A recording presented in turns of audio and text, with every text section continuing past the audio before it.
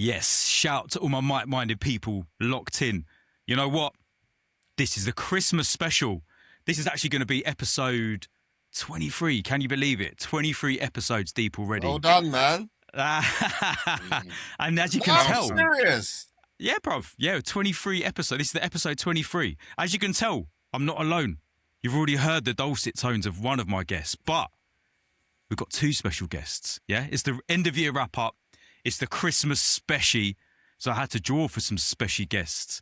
And these are two, well, look, they're two of my friends, but they're two friends of the podcast as well. So let me introduce my guests. Firstly, the man that you just heard there is none other than MC AD. AD, what's good? How you doing, man? You all right? Yeah, good, man. Good. I jumped in before the intro, big mouth and that. No, bruv, I like it, because this is, like we're literally just saying off camera, this is not some slick, ultra-edited thing. Like, let's just keep it real, let's keep it moving. So, yeah, anytime you just want to jump in, please jump in. AD, I'm pretty sure that the whole, the idea to do a Christmas special actually came from you in the first place. Do you remember? Shall I take credit for it? I think you should. Yeah, I will. All right. I'm pretty sure that you said to me... I'm pretty sure that you said to me a while back, we should do a Christmas episode, man, or we should get like a few of us together and do one. So I think I did. Yeah. Yeah, boom. Good idea, mate. Good idea. Yeah, why so not? Yeah, we got AD. And do you know what, bruv? I've got to big you up. You know, we chat quite a lot on WhatsApp, but you've gone out of your way behind the scenes. Like, A, you're supporting the podcast. You've said a lot of kind words to me, which I really appreciate. B, you've gone out of your way behind the scenes to help me push it and promote it, and also to help try and get some different guests on the podcast as well. So thank you for that, and I'll always big you up for that. No problem, man. No problem at all, bro. And then guest number 2, but by no means second place, equal first in terms of absolute rude boy MCs. You know, there's no hierarchy around here. Yeah, my next special guest is my man Mantmast. Now, John, you will forever have the accolade. Sorry, one thing I should have said, right? Throughout this podcast, we're going to be talking to each other, you know, just having a chit chat. Obviously, I'd like the listeners to know if I talk about John, I'm actually talking about Mantmast. I hope you don't mind me using your real name there, Mr. Mantmast.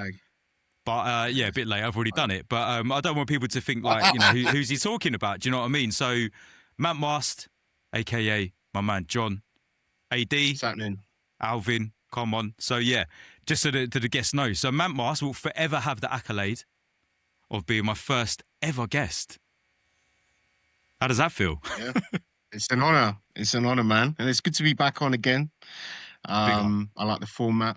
And yeah, ready to break some bread, pre-Christmas bread. Big up, bruv, because we recorded that episode. I can't remember. I think I've done a couple of solo ones. I think it was maybe the 3rd or 4th episode, and we linked up on a Sunday afternoon, and we ended up splitting the episode into a couple of parts. And yeah. Do you know what? It was just great for me. Forget the fact that I'm involved in the scene as an MC, just as a fan of the culture.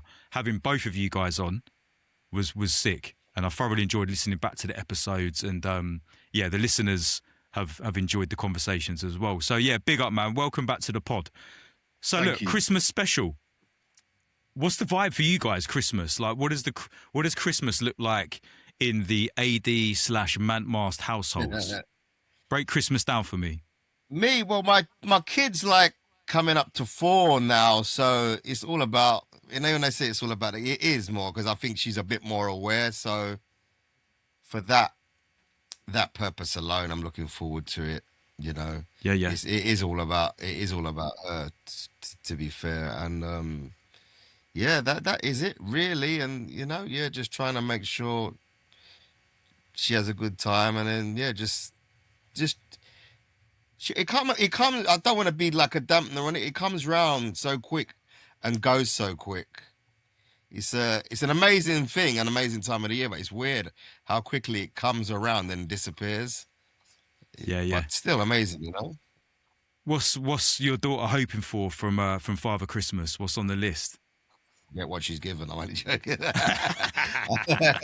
We're gonna give her an Arsenal kit and a football.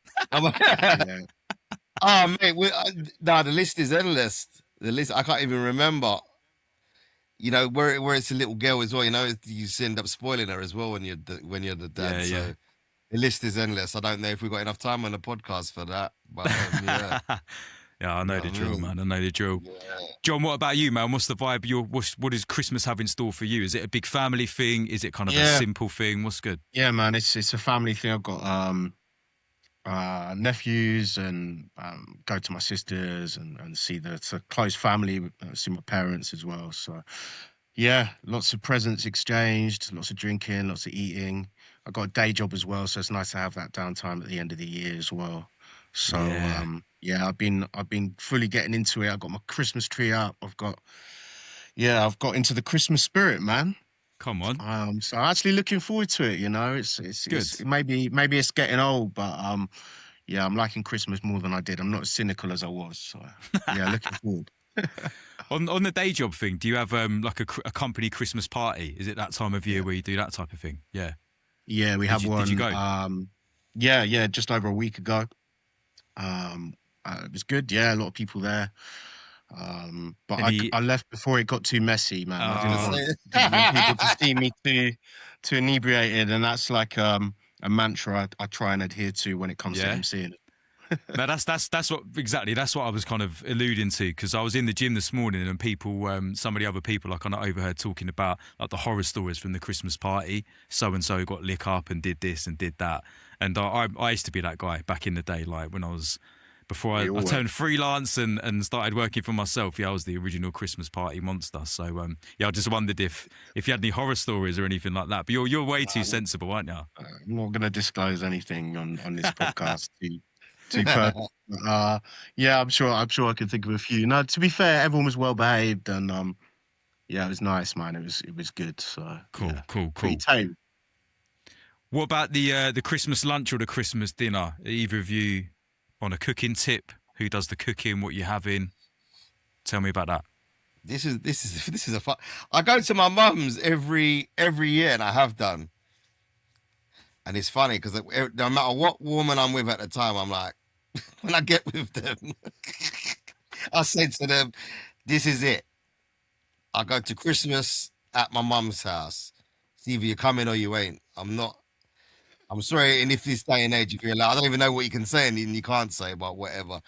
Don't cancel me for this. You can say whatever you want, bro. We're all friends here, man. The listeners, they want to hear it. Bro, it's mad times out here. You say the wrong thing and the dance is done. So I give them that choice. I don't say we have to. This is what I'm doing. I'm going to my mum's house. You're more than welcome to come. If you're not coming, you're not coming. I'm not going where you're going. Take it or leave it. Mate, you can't say it clearer than that. Yeah. Yeah, more than likely we're together all the time anyway. So if you want to go and see your people, see your people. But this is where I'm going, and that's what I'm doing. Yeah. And that is the thing. And then my mum brought it up the other day. Every woman I've had a serious relationship with, I let them know from the jump. So there's no weird thing. Oh, you never know. I told you like a month in. Is it in the contract when they sign up? Basically, yeah. I mean, say contract. Please don't cancel. I rate that. Nah, come on, man. There's no cancel culture around here. Come on, I'm not you, but people will be. Oh, he said this, he said that. Not come on. What have you just said that's even remotely controversial? Well, you have to be careful. I'm not even joking. But that's what it is. And I'm a shit cook anyway. But okay. My partner can cook well. But So you're going to your mum. So is your mum? Does she do the cooking?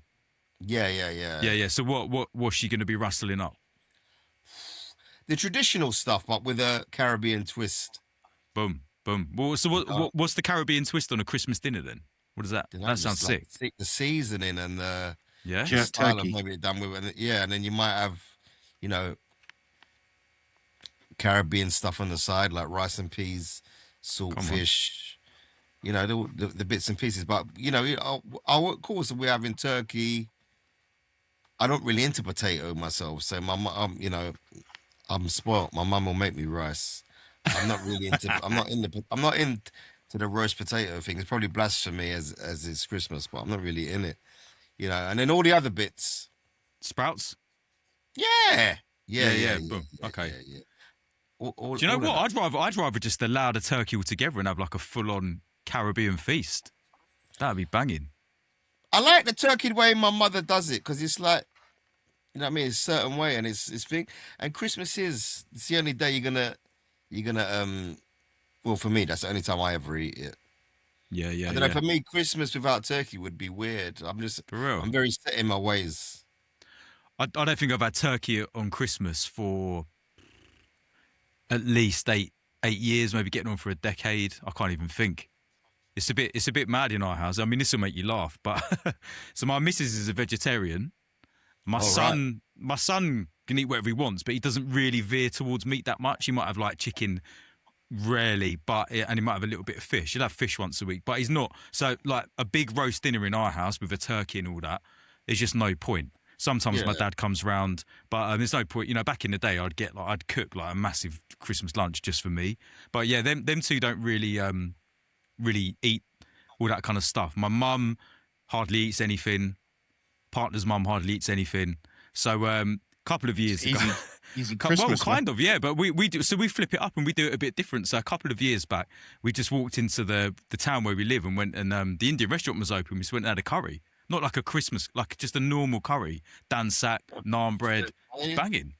And then last year, my dad came round last year, and my dad does eat. You know, I like my food. I've got a big appetite. And last year I cooked stew and dumplings, but just for me and my dad.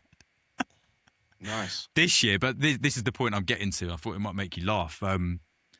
This year we've really gone with a proper curveball, and we've basically, bear with me and I'll explain why, because at first you're going to think, what the fuck?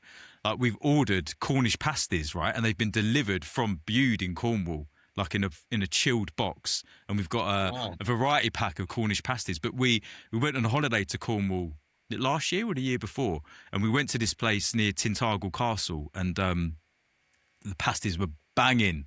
And we said ever since then, we need to get, and I remember them saying, like, we deliver these, like, if you can order them online. I remember thinking at the time, we need to get some pasties delivered. And we've longed it out and longed it. And then fair play to my missus, she was like, let's have pasties for Christmas dinner. So they got delivered last week and they're in the freezer. So we've got the spicy veg, we've got the, there's like a mix, like a chickpea, like a Moroccan style. And my son's even got, is it rhubarb or apple and custard one, like a dessert pasty. Wow. So yeah, that's how we're going on Christmas dinner. You don't look impressed, John. You're not feeling the pasties, no? I'm surprised, man. It's each to their own, but no, I like that, man. I do like a pasty. A little bit of indigestion off the pastry sometimes, but no, I rate that, man. Something different. For me, it's more traditional. My mum and my sister's both great cooks. My mum probably edges it over my sister. I hope my sister's not listening to this, but yeah, my mum, if she's doing it, it will be the full turkey and trimmings. But you know, talking about Caribbean food, I just want to get this in. I had the best curry goat I've ever had in my life. A couple of weeks ago, I had a gig in Bristol, and I went to a place called Croft Caribbean. Oh, okay. Yeah, Stokes Croft area. Yeah, exactly. Unreal, man. Really? I've heard of it. Man. I've never been. Is it? It was something else, and it was washed down with a Guinness punch, and yeah, just unreal. So I got my Caribbean meal in December, so I'm ready for the traditional flex. Boom. I almost feel ashamed to say this, but because I pride myself on making quite a good ackee and saltfish. I like my Caribbean food, but around where I live, like it's not like in London or Bristol. Like it's just very rare. You can get it in Luton, actually, to be fair, or Bedford. But I hardly ever go to Luton or Bedford. You know, like Chinese takeaways, Indian takeaways, they're everywhere. The Caribbean round here, but even though I love the flavours, I love the food, and I actually make quite a good ackee and saltfish. I don't know. I've never had Guinness punch, and this sounds like a silly question, but has it actually got Guinness in it? Yeah. Yeah. Because I thought someone told me that I'm silent about it now. But I swear someone told me that it doesn't actually have Guinness in it. I know it sounds a bit weird because it's called. I don't want to slug them off, but they gave me they're winding me up, basically. Yeah. It didn't look like a Guinness. What's in it then? Rum, nutmeg, cinnamon. It's like a creamy, like quite a long drink, man. It's quite, is it a dark colour though? It's heavy. Like a black or brown colour. Mine's light. Light. You can have have it it without. without. That's what I'm saying. Then how can it have Guinness in it if it's not? You can have it with Guinness Zero because I don't drink anymore. Okay. Oh, the Guinness Zero is banging. Yeah. Yeah. So you can have it like that. Okay. There's all different ways of making it. Like the Okay. one like John, you could do it like how John said, or you can have it with Guinness Zero, then like vanilla essence, nutmeg, Okay.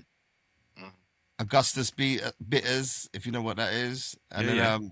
there's all different ways of thing. But but back to what you said, it has to have Guinness in it, otherwise it ain't Guinness Punch. I know it sounds like a silly thing to Isn't it? say, but I swear down this person was like, no, it like, looks like a Guinness, but it's not made from it. Nah, it's not even like Bailey's because it's not as creamy as that. Have you ever had nourishment? Because some people put nourishment in it as well. Yeah. Yeah, you can have ice in it. It's not thick. It's just, but it's a bit Like a creaminess. thicker than a normal juice, but not as thick as like a Bailey's or whatever. Do you know what I mean? What's Would that you other agree drink? with that? Whatever it was, Like, it was next yeah, it was level. banging. Yeah, well, I'm playing in Stokes Croft in January, so I'm gonna get some food from there. Yeah. What's the other drink that you often get in like Caribbean takeaways and stuff? Not nourishment. Peanut punch. Yeah, no, I think it comes in like a brown glass bottle. You'd know the one. I can't think now. Anyway. Yeah, I can't think. alcoholic. Nah. Not Irish moss. Nah. Well, I'd like some Irish moss though. I like the sound of Irish moss. It's meant to be, it's got lots of minerals and vitamins and stuff in, isn't it? Yeah. Nah, I'll have to. It'll come back to me anyway. It'll come back to me. But you All need right, to try Guinness Punch properly. Yeah. Change your life. When I go to the Stokes Croft, what I'll do is I like a little food blogger vibe. I'll take some pictures of what I get and I'll ping them over to you. Yeah. Do it, But man. yeah, I think I'm a sucker for the ackee. So if I had to choose, I probably wouldn't get the curry goat. But I don't know, man. Aki was on the menu, man. But they had a rum menu as well. It was about 20 pages deep. No cap. Oh, wow. Just like a Bro, book. It really? was mad. Like that's some serious rum selection in. I know you guys don't drink, but yeah, man. If you're into your rum, then yeah, you're spoiled for choice there. So. Sick. And that was before my gig, so I could only have the one drink. Otherwise, To be continued. Yeah, I'm all about the festivals and the dumplings. I like the sort of crispy, stodgy stuff as well. You know what I mean? Making me hungry. Innit? So what's been good this year for you guys? Like this, by the way, people, this isn't like the food edition of Mic-Minded People, but we're just having a chat. Do you know what I mean? We're just here to have a little, just chop it up over Christmas. So this podcast is Monday the 22nd today. I'm going to get this out definitely before New Year's Eve. So some point in that kind of weird period between Christmas and New Year. Going to get this out then, so people can catch the Christmas vibes. I want to talk about 2025 anyway. Let's kind of bring it back to music and MCing. Standout memories, or not necessarily memories, but standout moments, things that stand out to you from being out and about most weekends in the clubs up and down the country or around the world, international. What's some moments that stand out for you that have been, enjoyable, been fun, that will go down in the memory banks for 2025? It's a bit of an end of year wrap up as well as a Christmas kind of thing. Yeah. I can't really think. You'd have to come back to me. I don't know if. If He's done too many. He's too many to choose from, isn't it? Man's out 3 or 4 bookings a weekend. Come on. I'm trying to think what really stands out. I don't like. Oh man. If I say last weekend, then it's a bit of a cop out. But last Friday was fucking really good. What was that? It's Serum done a party in Steelyard. Oh yeah. Unannounced lineup until on the day. Obviously, everyone knew he was playing, and it themed like a pub. So it was like the stage had like a bar, and it had like the thing that they pull the draft. But I didn't even know this because no one was using it until I think he went on, and it had the CO2 cannons, when you pull in the pint. But that aside, it was just, do you know what it is? The atmosphere and the sound was immaculate, and for an MC to have the sound perfect is fucking a blessing. I actually went and looked for the sound engineer and said thanks. Sometimes we take it for granted when it's good, but where I've had it shit a couple of times lately, I was like, do you know what, mate? Thanks. You know when they've just Yeah. got it bang on instead of just switching the stuff on and then effing off, and no one can find him or they just don't know what they're doing. Like yeah, so yeah, that was really good. That stands out. But Well, I'd have it's to really- actually engineering. Like, they're actually there to engineer the sound. That's what it means, isn't it? Like, well, a lot make of it them sound can't. good. God I know, forgive me. I know. I'm not sure. But A lot of No, them right. can't. I rate that though. That you went and found the guy afterwards and bigged them up. Yeah, Big up the engineer afterwards. I think that's sick. Yeah, Because you yeah, appreciate well, it, like you said, innit? Like, we're so used to like not having good sound or just having no engineer or no monitors or this, that, the other. So yeah, yeah, and that was at But, Steelyard. yeah. Yeah, sick. I think they brought in people from outside to do it. I noticed. Okay. I spoke to one of them online the other day, I think yesterday or something. Yeah, so then I realized, oh, it must be they must have brought people in. I think when it's an artist doing their event and being hands on, they want it to be good for them Yeah. too. Yeah, like I said, 100%. it's a bit of a cop out saying last Friday, but Oh, that's cool. That's cool. I Like did something have else a might really- come. I did really enjoy it, but hopefully some others come to mind. You know. Have you worked with any DJs this year that you wouldn't normally work with, like a pairing or a booking that's come up and you're like, oh, that's a different one. Like, I don't normally get put with them. Anything like that? No, but I've had a bit more variety than normal. So that's been good. All different. Do you know what? I've just thought of I think you WhatsApping me the other day or the other week. You were telling me that you worked a bit with Bakey. Oh yeah, that right? yeah. That's a bit of a different flex, isn't it? Because that was a good one as well. Because that was a bit, that was different, actually in Bristol. Yeah, we done a show a little while ago. Him back to back with Watch the Ride, and then that was maybe a year or two ago. And then so then the booking came in with him, but I didn't know where or what it came from. So when he's tagged me in it, like in the promo, I'm like, oh, nice one. And he was like, yeah, I wanted to get you on it. So that was nice. You know, when someone's this young and fresh and they're cool, they're seen as a big thing for them to call on me to come and host. Yeah, man. So yeah, that one. Thanks for that. Yeah, that one was good.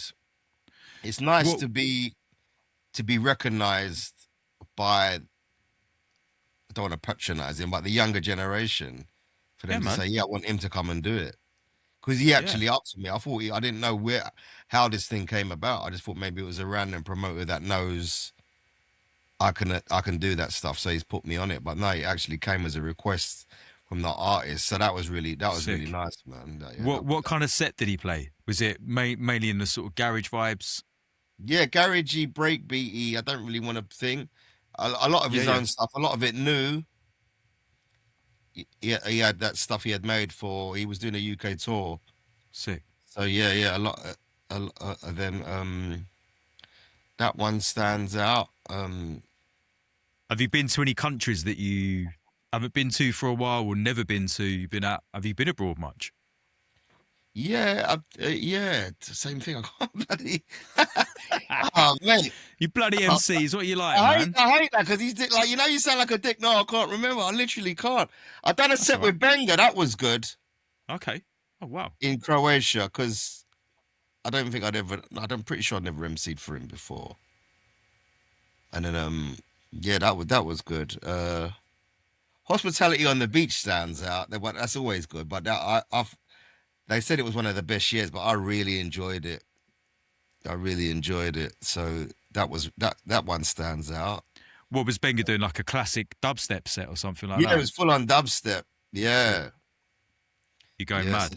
Are you into all that? Are you into all that, the dubstep vibes? Yeah, is that something you would listen to? You know what I mean? Yeah, I've done some of the dubstep raves back in the day. Not like loads. I used to have a regular one. It used to be called Bass Laced. I don't know if you remember. Familiar with the brand? No. I used to do that. And there was a couple of the brands that I used to do. I used to do, so I dabbled in that sound as well. a little bit. Or at Fabric, they put me on with a couple of dubstep guys before. Yeah, yeah, of course. I've always tried to do different sounds if possible, if I like it. You know what I mean? Yeah, bro. I remember Garage once, and I fucking hated it. I liked the music, but I just didn't like MCing to it. What back in the day garage, you know, like Yeah. Ramsey and Fenn, Rough Cut Lloyd type garage. I love the music. I've got nothing against the music, but it's not my kind of thing to. I just couldn't really. Maybe now different, but when I think because I was trying to, when I did do that, I was still trying to make my way into D&B. So okay, I felt like it was. They're not holding me back. My heart weren't in it. Let's just say. Yeah. I'd quite like to hear you in a garage set. I love garage. I love. I've been DJing a lot of garage recently, actually. Like buying like Bakey tunes and big up SP as well, man. Fucking hell, SP's. Oh yeah, he's making bad some boy fucking tunes. great Some of the garage bits are sick. Yeah. Sick. I've got to big him up. But yeah, the garage sound. It's just marred by that slightly annoying. The MC element in garage can just get a little bit jarring sometimes. And if out of all the genres, it's just more that like ollie ollie ollie oi oi. That's what you hate that. You know that's my thing. That, but I was thinking about. All right, let me just say this. Like this isn't a pre-planned segment, by the way. I was just thinking. So I just want to say this and get it off my chest and make my peace of it. Right. So this morning I was listening to a La Cosa Nostra set. Wee. Now, I want this to be very flipping crystal clear. CKP, that's my garage MC. I think he's the best garage MC. Well, I think he's the best garage MC ever. Okay, so I want people to hear those words. I think CKP is the best garage MC for me ever. But he is the main ollie ollie ollie person as well. And I even heard him say in the interview, or was it even on a set on a mic, like. Must have been an interview that he says that he kind of made it up. Like there's a story about his mate Ollie getting lost in the rave and something like that.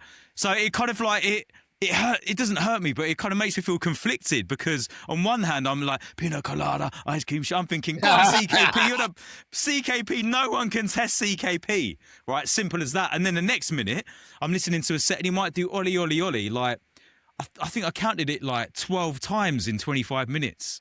And I was just like, man, this is too much. But the geezer's sick. Do you have any opinions on this? Like, do you want to jump in on this, John, at all? What are you saying? CKP, you a fan? Of me? No. Either of you? Go on, let it go. You can go. I ain't the biggest garage fan, to be honest with you, full stop. So, but no, he's the geezer with the deep voice, right? Like, real... Like a husky, like they called him like the mayor. He's the mayor.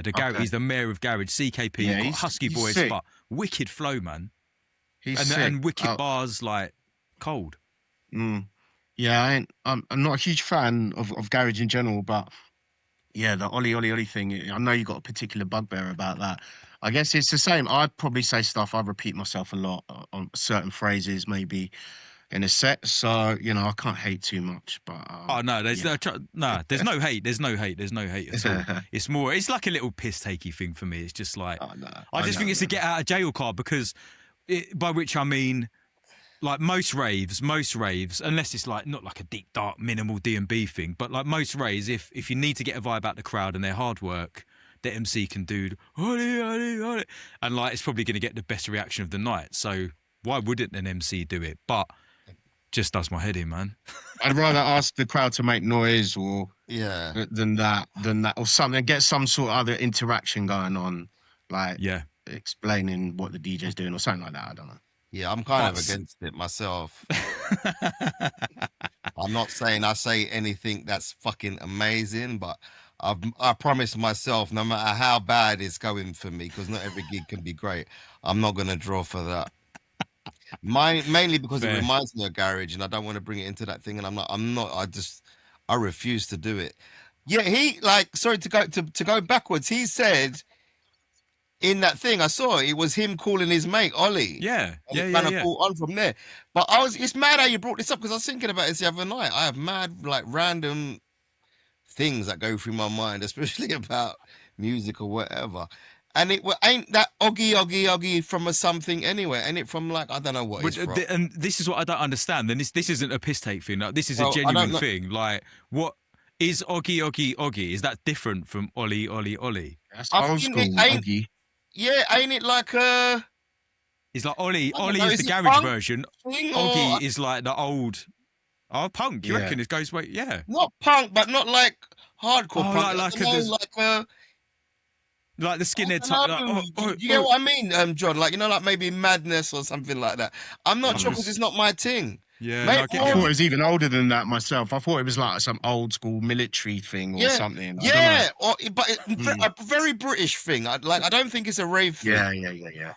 But it's But it, yeah, I'm it not got saying made a that, rave thing, didn't it? Like the Oggy. I'm sure that goes back to rave days, like No, but I think even early rave before in the that, '90s. something you'd hear on the TV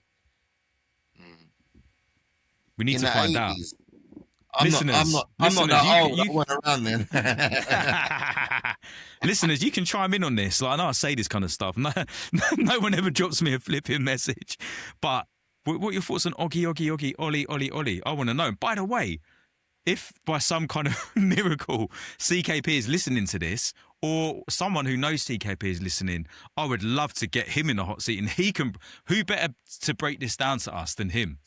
Yeah. Yeah. Maybe he didn't know, and it did spin off from that. But there was Oggy Oggy Oggy, which Definitely. used to the chant back used to be oi oi oi wherever it came from in a very British cultural thing, and then Ollie Ollie Ollie was in garage or people say it now, but yeah. I'm not ever saying that. I don't care how bad my night is. I'm not saying I'm saying anything that's going to change your life or anything groundbreaking. Like, wow, I'm not doing it. It's just me. I can't do that to myself, and I never will. Never have. I never will. Yeah. Same. And that's my. I think we're all pretty aligned on that. To be fair. Yeah. Each to their own, innit? But not. For I me. know. Mantmast ain't doing no Ollie Ollie shit either. I tried the call and response thing not too long ago, and it just dropped dead. It fell flat in its last. It's like a when it does go, get long. When did it happen to me the other day? And it's like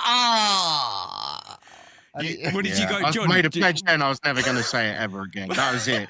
Maybe that needed to happen for me to draw a line. Sometimes it can go wrong. Like the crowd's having a great time, and it just might. And then I'll throw that in there, and it goes like a lead balloon. The DJ even said to me afterwards, "What was going on back then? Why were they not reacting?" I was just like, you know what, bruv?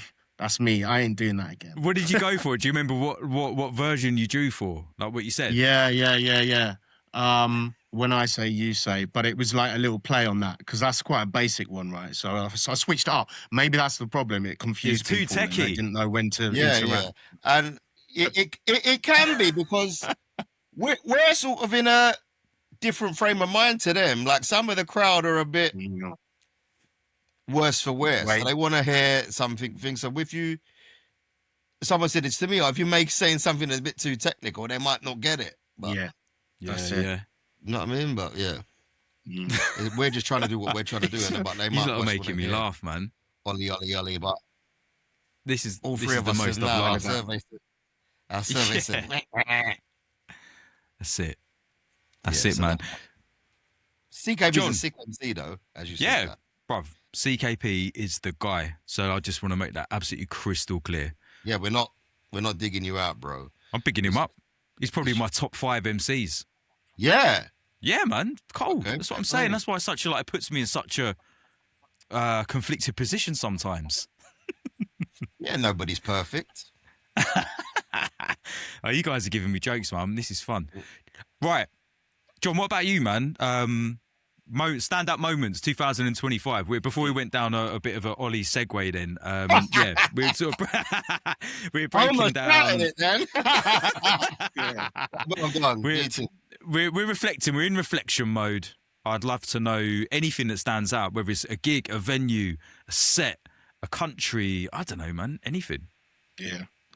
Yeah, a couple this year stand out. I had to cast my mind back actually, and I remembered that at the start of February was hospitality not on the beach. The Butlins thing. What is it? Weekender. Hospitality Weekender. Skegness one, isn't it? Yeah. Bognor Regis. Oh, Bognor, come on. Yeah, that was sick. I went there with a lot of preconceptions, having never been to Butlins before. But you know, it was great. The surroundings were ideal. The facilities were good, but yeah, above all, the rigs all sounded firing, and yeah, that was the definite highlight. That maybe it's because the expectation was so low. It was such Was a that the Valve surprise, sound but system one? Is that the Dillinger thing? yeah, and it's Sick. Valve again. The next one at end of Jan, which I'm lucky enough to be doing. So yeah, I'm Wicked. really looking forward to going back there again. That was at the start of this year, but So who did you play? yeah, Who did you MC for? On as a that rig? critical thing. So Oh, yeah, I cool. was Okay, on. cool. No, I wasn't on the Valve rig. The Valve thing was in like the main room or room 2, I think. So Right. funnily enough, the room I was in was like like a pool hall, but they'd sort Yeah. of converted it a bit like a pool bar. Really weird, but it worked. And Sick. yeah, just ride out with the critical guys there. But I'm doing a Friday, Sunday, and then I've got sandwiched in between. I've got a Bristol thing in between for the next one, so it's going to be a So lot more you're full going on. down there, then you're going to Bristol, and then going back. Yeah, Wow, yeah. come on, easy. So yeah, love can't that. wait for the next one. But yeah, other than that, Boomtown, I think probably the highlight back in August. So Wicked. yeah, that was sick. What stage was that? Anara Forest. So a little wooded area miles away from the main bowl. You know, you got that massive kind of bowl in where all the main stages and the bulk of the festival, and then you got a few other little stages. So it was good, man. It was a really hot day, so Nice. it was much cooler in that little gladed area than it was for the main thing. Okay. So Yeah. Do you know what? I've that still yet to good. go to Boomtown in any capacity. Have you done Boomtown, Alvin? Yeah, it's a really fucking it's a great place, man. I It think looks sick. yeah, the first I think 2-3 times I've done it, I didn't really walk about, but I think the last time I'd done it, I got to walk about and realized like why people like party goers really like it. I don't think there's anything like it. There's a lot Yeah. going on, man. Yeah, I had Freddie It's B like on an the adventure. podcast, It's like and an adventure. yeah, well, And that's what Freddie B was saying, that there's people that are literally employed, like actors almost, that create Yeah. these like theatrical scenes and turn it into like this world within a world where you're just like Yeah. in some next reality. How he broke it down, I was like, what? That's Yeah, crazy. I didn't know that existed. neither did I. When people was like before I done it, like I think people was going to be, you need to really do that. Like I think one of my mates from the area I grew up, he was acting like it was the best thing ever. I was like, what are you going on about, Yeah. man? But yeah, when I walked out into the crowd and walked about, I was like, oh, okay, I get it Yeah. now. Yeah, It's not that I it's- didn't get it from on the stage, but I mean, it opened up the whole dynamics of everything else. Yeah, it's a good. it's an Yeah, it amazing looks place. mad. It's Yeah, on my it's fun. bucket list, even just to go as a punter. Do you know what I mean? I Yeah, feel like I yeah, need to yeah. experience it and soak it up. What just made me laugh actually, Mantmast saying is from Bognor to Boomtown. That's the little thing that's come into my mind. when I think of Bognor Regis, the Butlins. That I've only ever been there once, and do you know what we did there? This is no cool drum and bass story. Basically, my colleague at work at the time had a family friend who, no, sorry, her family friend was Stephen Mulhern, you know, off ITV, like is on everything on, you know, Stephen Mulhern, right? The Ant and Deck clone. Yeah. Oh Like yeah, original- yeah. Alvin knew exactly who I meant when I said that. Yeah, but he, I'm you know, the king of presents. tease me. He presents everything on ITV, but he cut his teeth as a magician, as at all the Butlins, and Bognor was like he's like the Don of Bognor. So I said to this colleague at the time, my missus, shout to Nicole, my missus loves Stephen Mulhern. And I was like, do you know what? If you could help me organise like a surprise thing. So I said to her, obviously she's probably thinking at the time, what the fuck are we doing? I was like, right, for a romantic weekend away, Butlins, Bognor Regis. Okay, so she's like, oh, okay. So anyway, we go down there, and I'm like, as we're getting ready to sort of leave the hotel room, like, we're gonna go and watch Stephen Mulhern doing his magic show. And she's like, oh wow, wicked. And then the show finishes, and then we go backstage and got to meet Stephen, got to shake his hand, have a chat, photos. Yeah, it was boom, man. So yeah, big up Mulhern. That's Tight. that's my initial when you said Bognor.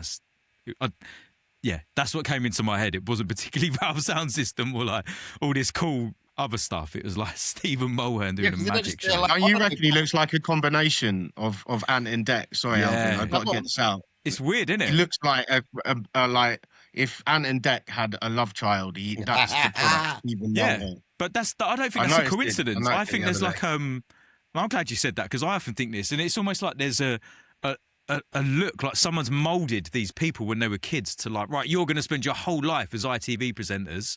We're going to mold you into this like genetic pool of like you're going to all look the same. Do you know what I mean? Even It just looks Mulhern. mad. Yeah, mad.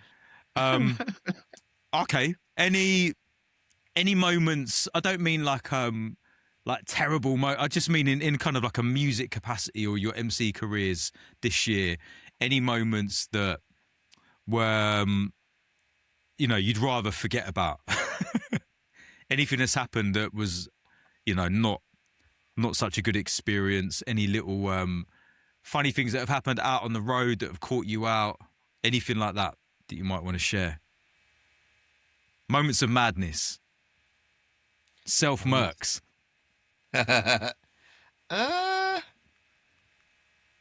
No, I'm not falling off the stage or anything like that.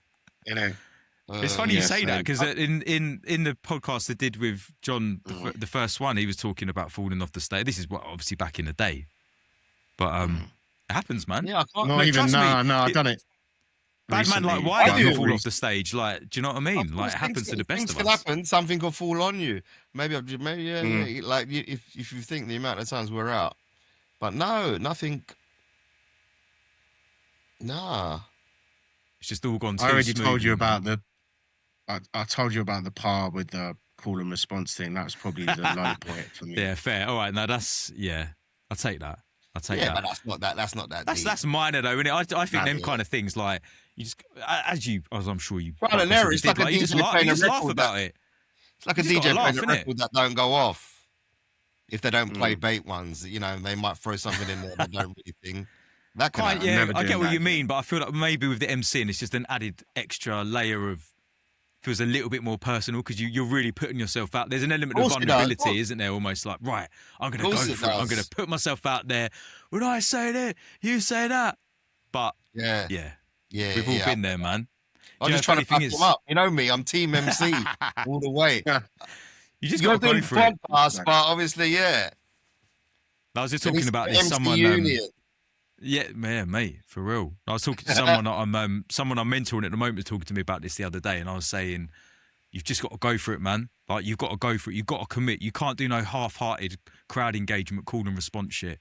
Go for it, and if it falls flat on its face, laugh about it, smile, put it down to Lesson experience. Go for it. You can't just be like, oh, hey, somebody make some. You've got to go in. You've got to go in. As you boys know, I'm not trying to tell you this, but No. I get what you're saying. got to go for it, man. What about away from yourselves, like artists that you've been enjoying this year, music? Like if we looked at your playlist for the year, or stuff that you've been listening to when you're out on road, whatever it might be, who are you feeling this year? What's been who stands out to you? I kind of like. I don't want to say is it a resurgence of grime? I don't know. Is it or is it not? Depends how you look at it, man. I feel like it. He's Kind been of is a around resurgence, He's yeah. been around for a long time, but you know me, like, because obviously I send you a lot of stuff. Yeah. So the Scorcher, is really good. I was meant to send you something the other day. I don't even know if I did. I really enjoyed listening to him, like the freestyles and that. Chip probably, and then yeah. So I think, and obviously, You're Wiley- repping your roots, aren't you? You're staying true to the North London. I'm from East though. Are you? Yeah, yeah. I was listening when you broke down your life story to me in that episode, I promise. I swear, oh no, do you know, sorry, no, this is it, let me redeem myself. In my head, I remember us talking a lot about Edmonton, but that was because that's where Roller Express was. And you're yeah. East London man, of course I'm you are. So east, but I'm apologies. sort of northeast, thank God, because I could end up Yeah, supporting well. West Ham or some shit. Thank you, Lord Jesus. But imagine that would have been mad. Yeah, so the grime thing's come back round, it seems. Obviously, remember when obviously we've seen that Dizzee and Wiley make up Yep. and come back together. So that's kind of that's probably a lot. But What's your feelings on both of you, by the way? What's like the Dizzee Wiley thing? For me, I did actually a little mini episode about it actually, but for me it was a real highlight of the year. What are your definitely, thoughts on 'cause it? I'm a fan of it all. So I really enjoyed that.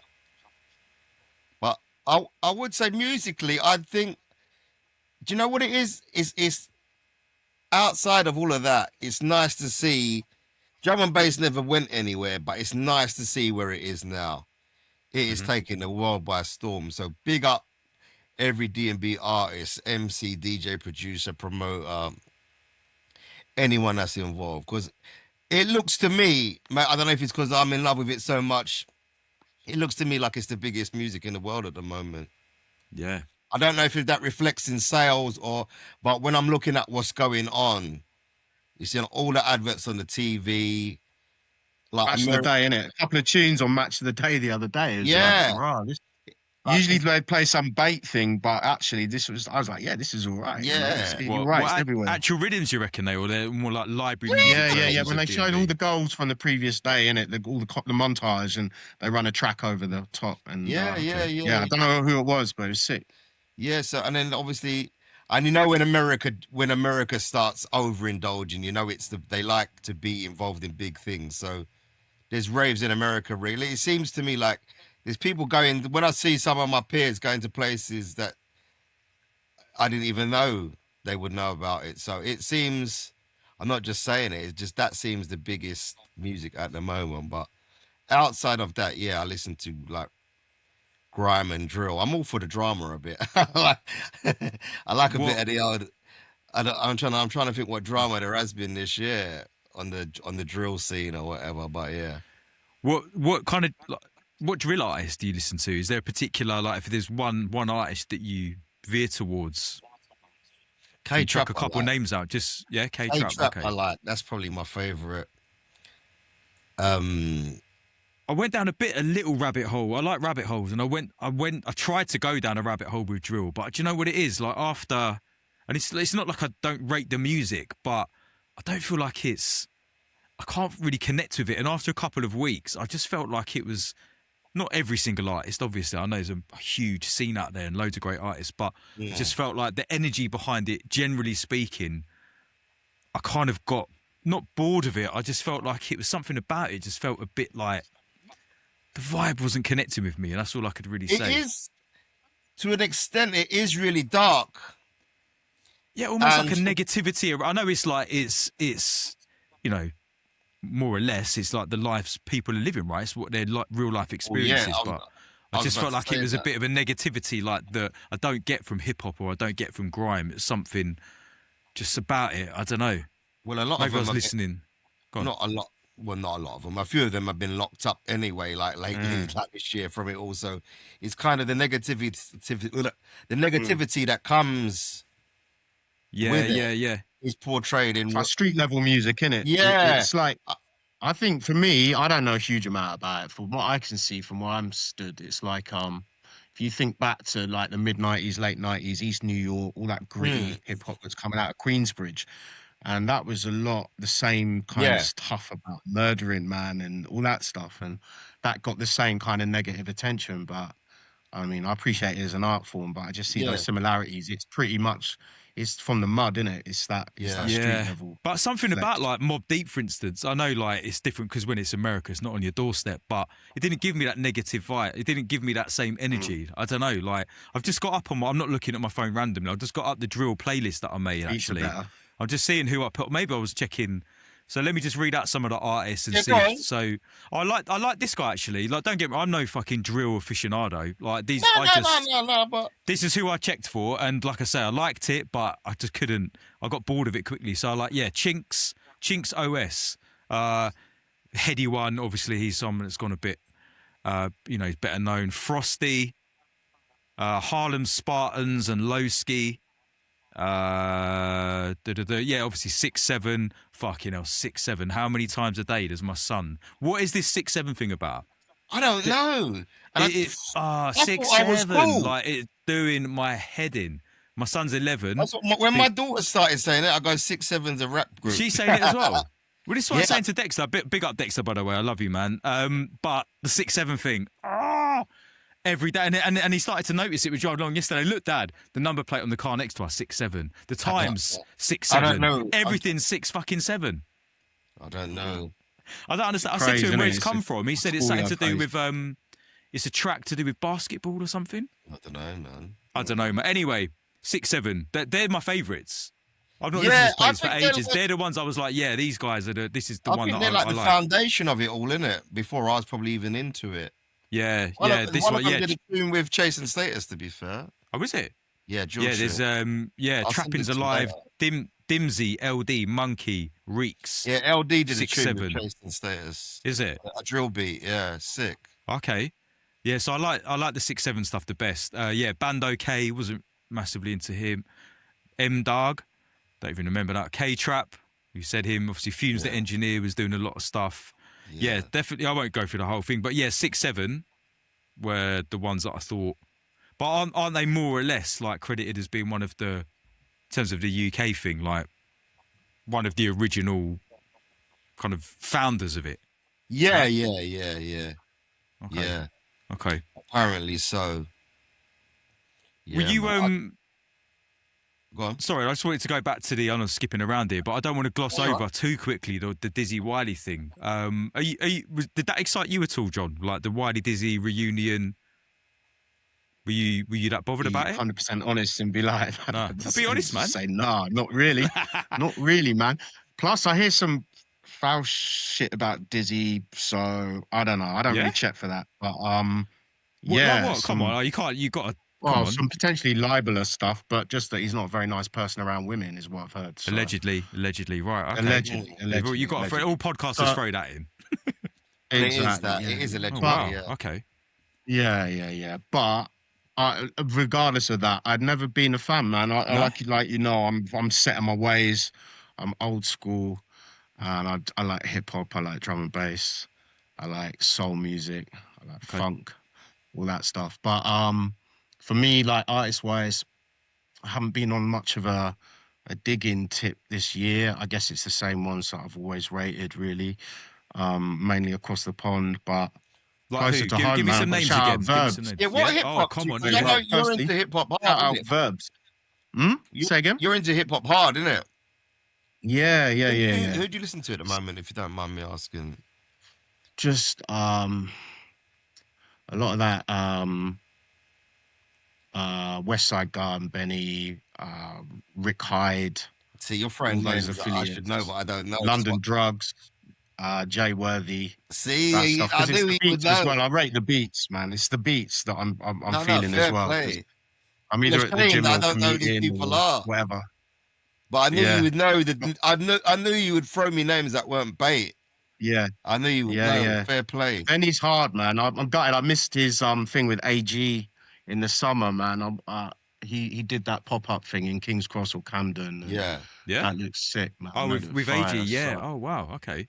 Yeah. But I know he played in Brighton and taking it back to Verbs. Verbs, I think, was supporting him a couple of months ago, a month ago in Brighton. But closer to home, really. Just drum and bass artists across the spectrum, and particularly like in terms of output, I think Verbs has smashed it.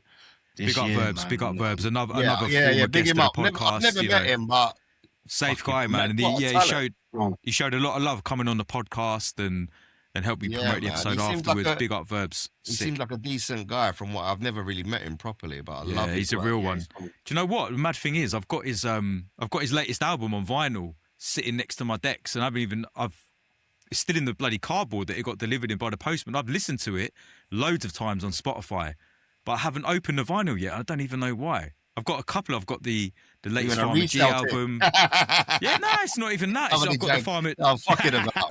The Farmer G one as well. Like I just haven't opened them. I've listened to them on Spotify, but but I bought them for like a little almost like an artifact. Do you know what I mean? But yeah, big up Verbs. He's done a lot this year. D&B scene, hip hop. Yeah, very inspiring. When I love seeing artists that are like really just going all in and doing what they do and representing their craft with a passion. Find it inspiring, man. But yeah, it's interesting. Fair play, John. I appreciate the honesty about not really bothered about the Dizzee and Wiley thing. And for me, I felt like it was a big deal. And but funnily enough, like a few of my friends at the time were sort of was like disappointed. Like one of them was saying, "Oh yeah, Wiley was just sitting there, just like he couldn't be bothered to get up. He was just sitting there doing his bars, almost like looked like some old man." I was just like, "What? Are we watching the same thing? Are we seeing two completely different things?" That's what I love about opinions, right? I was just thinking, yeah, but I love the fact that Wiley was sitting down. That made it better for me. Of course it does. There's a whole culture. Because he's Wiley. Look, for me, Wiley, you know, I'm always gonna, love him or hate him, but love him or hate him. But I said this to my mate as well. I was like, imagine like when you're older, like if he's got grandkids or whatever, they'll be like, "What did you used to do?" Like, I created a genre of music. Imagine that. Come on, exactly. How fucking amazing is that? Imagine creating your own genre. And still, you know, listen to like his tune Tetris Blocks. It's one of the more recent ones. It's just sick. He's still got that flow, that pattern. Bad. Yeah. Wiley, I just can't imagine Wiley ever falling off. Well, I know a lot of them grime dons had that sort of period where they were chasing, understandably to a degree, chasing the sort of more mainstream stuff, and obviously the songs weren't that great, but yeah, fair play to them. I think. But then even one of his comeback ones that was a couple of years ago. It's like anytime I want to come back and that was the same. Put pressure on the levels. I could do it basically. Yeah. Yeah. No, I found that inspiring, and I felt what was mad. What Mac 10 was saying was that Wiley wasn't pre-arranged that Wiley was going to come down. Like him and Dizzee were doing a shoot it's near Shoreditch train station. It's near Box Park, isn't it? Literally the there's an arch outside there. of Box Park, the arch outside Box Park in Shoreditch, and like Wiley was just kind of just there. Like I suppose maybe he knew they were going to be there or whatever, but there wasn't a pre-arranged thing. Is the point I'm making? It just happened like that. I just thought it was quite magical. Quite East magical as well, which was Mac 10 has been very instrumental in pushing the grime thing back 100. in. Yeah. So that's nice to see. I'm not familiar with any of the new people. I'm just into the old. Yeah, I listen to nearly every Spyro show, and it's the problem, isn't it? I would struggle to name the new artist, but like it all sounds good to me. I just can't remember. It's the same names on the tip of the tongue all the time. But I love the fact that as well, that it's still like D-Double and all them lot are still killing it. But there is definitely a thriving scene in the grime world, for sure. One thing I was going to talk about, and it kind of feeds into what you were just saying, John, as well, about your love of certain American hip hop artists. And obviously one thing that happened this year was the Skepta sort of calling out the USA artist thing. Did you follow that at all, Mr. Mantmast? Did you hear about that? No. Huh? No. What is he saying? What is he saying? Go on, you're the plug. You're the link here, Alvin. You break it down. Did we talk about it on the podcast that we did? Don't. Oh, then let me run off my mouth. I think it was after the podcast. I can't remember. It doesn't matter anyway because it was because then I was that happened this year. Yeah. Because I was sending you all the stuff, innit? Yeah, you were sending me all the things, man. Yeah. Yeah. Not to big myself up. I'm just saying because remember we saying I was keeping you thing. Give John the lowdown. Basically called out the US and was like, we're ready to go head to head with anyone. Look, John's even laughing. Okay. No, fair enough, man. Didn't they try this before? The Red Bull Sound Class thing, didn't they try it? No, it was like a deep one. Like I'm sure he called out he called out the US, and then most people didn't even bother respond. Joyner Lucas did. I'm sure you know who that is. Okay. Yeah. They had a back and forth like 3-4 tunes. Then it fizzled out. Big Zoo sent for Eminem. Obviously, he's even laughing. With all due respect, I don't think Eminem would know who he is. So there was no response there. Novelist not the novelist. This was good for Joyner Lucas, but Joyner Lucas didn't respond because again, Skepta was like, "You're so beneath me. I'm gonna get one of the younger guys to finish you off," and he kind of did in a way. I just felt like it was all a bit. I mean, forget we'll come to the Big Zoo thing in a sec, but with the first original the initial back and forth between Skepta and what's his name, Joyner or Jonah? Joyner. Yeah. Joyner Lucas. Don't call him Jonah as a diss. Oh, right. You Okay. might Phil. I just thought it was all just a bit. Yeah. It's just like, none of it really stood out. It wasn't like these are diss tracks. It was just like it sounded. I like Skepta, so I like his flow. So I just thought, yeah, that sounds all right. But it's just disappointing, basically. I thought. Yeah, I felt it was really unnecessary. Like. They like the thing. Obviously, grime and drill is like our UK version of it, but let's not forget where it all came from. It came from them. We're like after all generations of generations, they're finally embracing UK music, and then for us to just be like, nah, we're gonna boy you off now. It was a bit rude and disrespectful. And UK purists, you know that the guys that do like. Mike Righteous, you heard of him, Mantmast? Yeah. He was saying like after we finally got a bit of respect from them, and they're just gonna think we're idiots now. Yeah, exactly. So I'm more of his way. Of yeah. So he's like, you fucked it up for that. He said you put us 20 years back. Yeah, exactly. That's So did I send you the disses he done about Big Zoo? Did I send them to you? Yeah, you did. And I listened to the Mike Righteous did a you're wicked. Embarrassing us now. He did a wicked podcast with Shizio. I don't know if you listened to the Shizio podcast. It's sick. Did a 3-hour episode and he just breaks this whole thing down. I only listened to it day before yesterday, so it's fresh in my head. But yeah, the Mike Righteous stuff where he goes in on Big Zoo and had a thing with AJ Tracy because obviously Zoo and AJ Tracy are, I think they're cousins or yeah. Oh yeah, they roll with each other. But yeah, I think Mike Righteous is right, and I heard Rodney P talking about it as well. Literally listening to that one this morning. But I think what they were saying. And then it feeds into what Giggs said. Let's keep on this for a minute. So basically what they're saying is that, look, if the UK are going to send for the US, then there's a certain caliber of rapper that needs to be stepping up to that challenge. And it ain't. And what Rodney P was saying and what Giggs was saying, I guess, as well, is that you ain't going to send for the grime man if you want UK rappers to clash in inverted commas with US, and I thought it opened up like a kind of interesting thing in my head at the time, which is around the word hierarchy. Like, is there like an unwritten or written hierarchy of, like MCs from that genre are here, but MCs from that genre up here? Because I'm not being funny. I don't mean this in a rude way, but if I was looking for rappers to really truly rep the UK. I'm not sending for Giggs. Would you? I think. Do you know what it is? It's different, and that's one of the things I liked about grime and I like about drill. It's the UK version of it. Let's not try and. Why are we trying to compete with American hip hop? Yeah, that's their thing. But if in my head anyway, like. Compliment it and embrace the art of it. Like, I don't know. I can't think off the top of my head. But there are sick UK rappers, as like whether it's we talked about for them to Birds, start for something. instance. We've talked about him or Flip Tricks or Skinny. Or if you want to go back a bit earlier, like your Skinny Man, your Jest, your Task Force, your Black Twang, Black Star. Yeah, Loki, exactly. Yeah, ridiculous. So ridiculous. so. It's a really interesting topic, isn't it? I sort of understand everyone's point of views, but what I would say is I think some of the grime MCs are amazing lyricists and have got style and flow and pattern that will kill most rappers. So it's a tricky one. On the flip, imagine them going, "Oh, we're gonna do grime." You'd be like, "No, bro." Like, for example, they've taken it as he's embracing the culture, but. Not slagging him off, I think.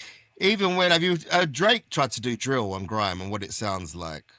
He doesn't say I'm better or I'm best, but when he jumps on it, Obviously, he's complimenting it. They're saying, but my thing is imagine them going, no, we'll do your thing, and buoy it off after the UK has built up something. Do you know what I mean? Just be lucky, because America is almost the be all and the end all of most things apart from football. We need to be. It's taken years. Do you remember, like, far back as when UK rappers were rapping in an American accent? They was never going to take us serious. Yeah, well, that's what Rodney P was talking about, because London Posse was really the first time that UK started to sound like UK. Yeah, like they with the different influences, like the Jamaican influence, the London influence, all kind of in that melting pot. Yeah.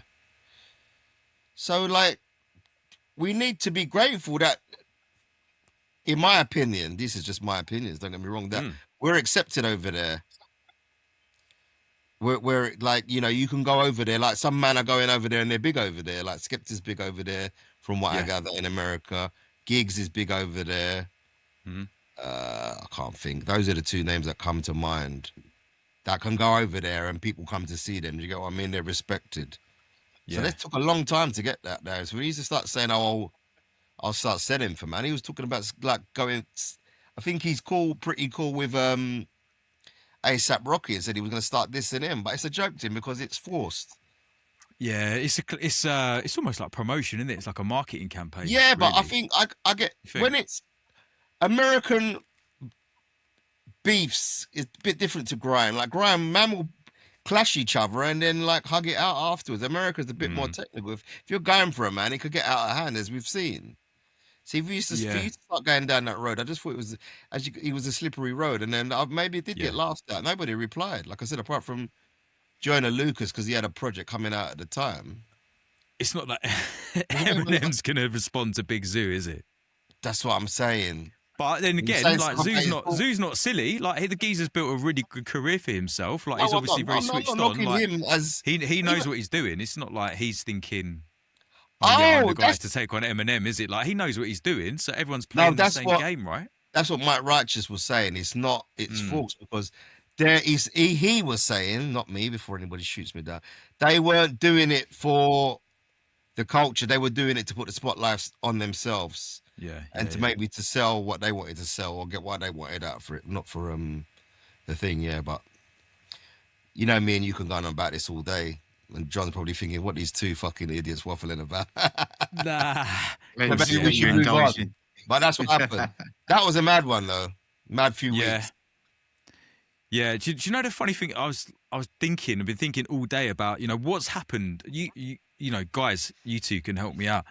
What's happened this year in the world of MC culture that's worth talking about, that's kind of been interesting or reflected on? And this is going to sound really negative, and it's not meant to be negative. I'm just being honest, and I'd like you to correct me, hopefully. Like, has anything happened in drum and bass that's worth talking about when it comes to MCs and culture and everything around MCs? Because nothing's really jumping out at me. So tell me what I've forgotten. I think... Sorry, I keep jumping in there before John gets a chance to breathe. Mate, it's cool. It's cool. Give me more time to think. So many MC releases, and the DJs are playing them. I think I said this on the thing with you. I'm really fucking happy about that. I didn't think. I know there was I didn't to this extent. Like it's actually like normal now to hear an MC on a vocal on a tune, whether it will be Mantmast or or X-Man or someone in between. Sorry to stop you. You'd be lucky to get a tune out of Mantmast. This guy is more exclusive than quite. Wait, I did one this year. I've done one this year. It's forthcoming. I want to hear more Mantmast tunes. It's coming. It's coming. I think they're embracing that, which is more normal than it was. I think even more for me. I don't know if you agree. If any of you do agree, I think it seems more and more. It's more normal than it was, and it's amazing. I don't disagree, but I feel like it's been happening for a while, so it doesn't kind of excite me that much because I feel like it's not like a big. am I trying to say? It's not like a big event. Oh, this year this happened in the world of drum and bass. It's just like, oh yeah, people are making. It's a great thing. Don't get me wrong. Yeah. It's a great thing playing it, but is it really? Yeah, I suppose it is. It is moving things forward. Of course it is, but I think it's been happening for a little while. It's good. Don't get me wrong. So I'm not disagreeing. It's in my opinion, it's got to a good stage, but yeah. The only other thing I could say would be negative, and I don't really want to get into that one. I'm intrigued now. I'm intrigued. There is no positive or negative. It's just two sides of the same coin. No, the treatment of MCs is negative to a certain extent. Okay. That's what in the context of D&B or? Yeah. Right. Okay. That's all I'm gonna say, because I don't want to upset people. Whatever. If people will notice and know what I'm talking about. So see, with you, I'll leave it as that. Don't just leave us dangling, man. Bloody hell. I'm trying to be peaceful. All right. Well, I'm still trying to work as well. we could get into it, but I know what you're saying, and we've had these conversations. Yeah. And I don't know. If or when I retire, I'll do an episode of exposing everything. Right, but no holds barred. But for now, that's all I would say. I just think some of the treatment's not right, but that's just my opinion. And I'm not saying I'm not saying my treatment personally. Don't get me wrong. I'm just saying. No. Look, for anyone that's not sure, like even if I was never getting to booked anywhere, I want to see the MC culture in DMB thrive. Yeah. But for anyone listening to this that's thinking, A, I don't know what our AD is talking about, or B, like, why is Fokus not kind of pushing it? Like, let me just break it down so people understand. Maybe this is the first episode you've ever listened to. You're thinking, what the fuck are these guys talking about? Essentially, what we're getting at is that there's sometimes feels like there's a bit of a push in D&B to kind of eradicate the MC or lessen the impact of what the MC has, or sort of forget the fact that MCs are a vital part of this culture from way back, sound system days through to jungle through to now. And it can sometimes feel like the MC is sort of being pushed aside a little bit, or there's artists that don't want MCs anymore, or there's a generation of ravers growing up who don't really even know what an MC is, or they're not used to seeing MCs. There's lots of big shows that don't necessarily book MCs, or if they do, the MC is kind of sidelined as a little addition that's there to sort of make the DJ look good when they're not considered an actual artist in their own right. Things of that nature is essentially what we're alluding to. Is that a fair, very quick summary? That's a fair assessment. That's a fair breakdown. Yeah. So, anyway, we just had a quick break. And previous to our break, we were talking a little bit. We touched on a subject that we weren't going to touch on, but we're going to touch on it quickly just because I don't want the listeners to think that I'm trying to skirt around the subject, but we're not going to get too deep into it. But John was about to... It kind of takes out of it. Yeah. No, but Mantmast, you were possibly going to give us just your... I did a quick summary of what AD was alluding to, just in the sense that I suppose an even quicker way to put it is that there are some pockets of the D&B scene. Obviously, it's a big scene. There are certain pockets of it where it can feel like the MC and MC culture is not really sort of valued or respected, particularly, certainly in comparison to other forms of UK music like hip hop and grime, etc. And Mantmaster's maybe gonna give us his 2 pence on that.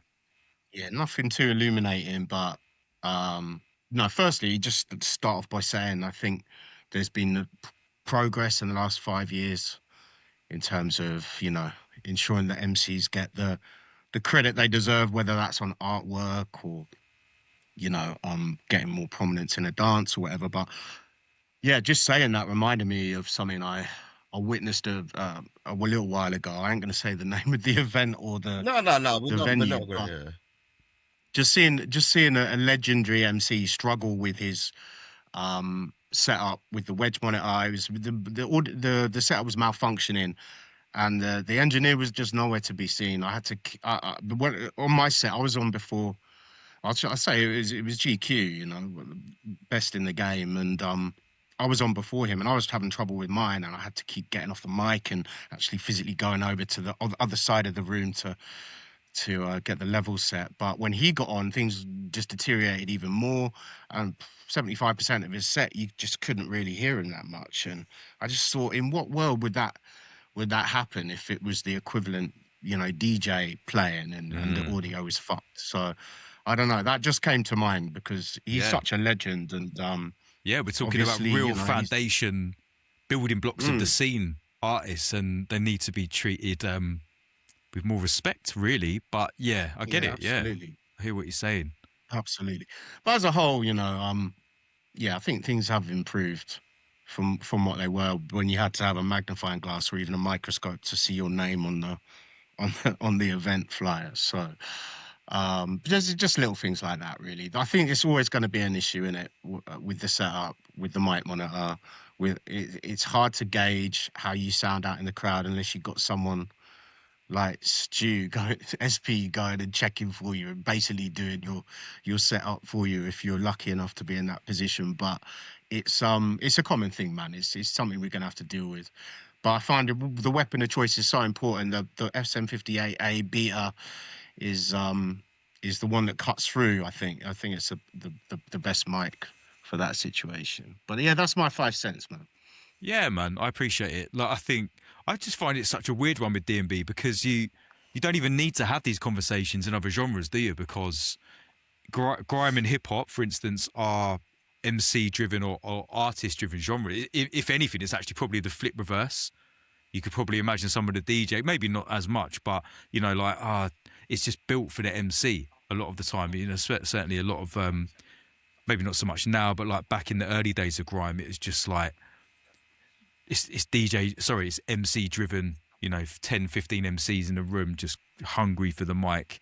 That's actually what I loved about it. I think the weird thing is with D&B is that if you think back to like Jungle, it had that same kind of like energy from the sort of dancehall going into, that dancehall energy that people like Navi and Ragga Twins and all them lot bought. It was there. So it was like, and then your early like, then when it switched more to like Hyper D and Skibber and your One Nations and Telepathies, it was still really MC driven. And then the music kind of got a bit darker, your sort of Ed Rush Wormhole era, 98, 99. Is that when it started to become a bit less like, well, the MC style changed? Do you know what I mean? And there's a whole different MCs that had always been about, like us really, let's have it right, but certainly like Alvin, been there, a few years before maybe, and now is the MC style kind of a bit less prominent, and then you go another 10 years down the line, and now there's like other subgenres of D&B where you don't need an MC. Is this making any sense? Like I feel like MC was important to begin with, and then the more time goes on, like I suppose it gets so fragmented that the MC is important in that bit of drum and bass, but over here it's almost like a completely different genre where MC culture is just like, what do we need MC culture for in this bit of drum and bass? Like, does that make sense? You know what I mean? Maybe for some parts of it you don't. You might. I'm not saying you don't, or it might not be necessary to you, but yeah. But then again, whatever else I could say in this pocket here might get offensive, so I won't. But you're very conscious of because I've touched on this filtering before. Yourself. Because people get a lot of promoters. You've got to keep happy. It's not even that. Like like peers might get upset and thinking, I can't be asked with it all, man. I'm just trying to keep like. Yeah. No, I hear you. There's something for everyone. All right, cool. Let's flip it like this. As far back as I can remember, there was always somebody on the mic in the rave. Yeah, exactly. Boom, there you go.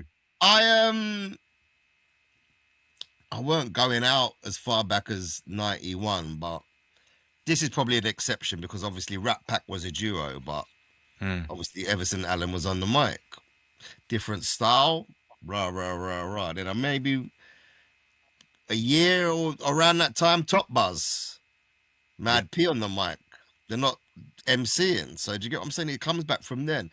Then maybe like Chalky White, but I don't know that much about.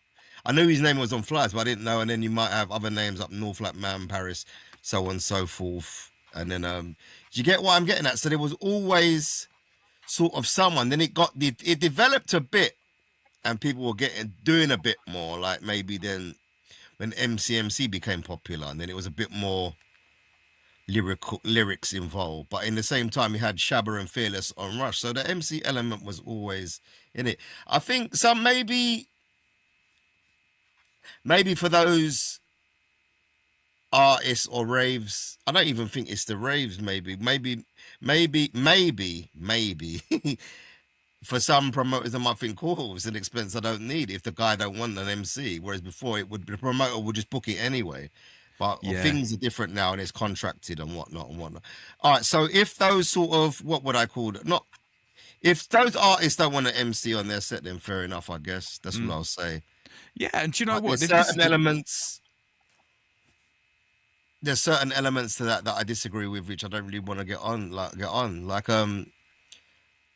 I used to go. Well, I was thinking about this as well when we've spoken. I used to go Swerve a lot on a Wednesday. And they never used to have MCs there, but true. Let's just say the music just got played. That's all I'm going to say. If you get what, if you clock on to what I'm saying, then you clock on. Yeah. And it was a Wednesday. It was calm. The music just got played, and that was that.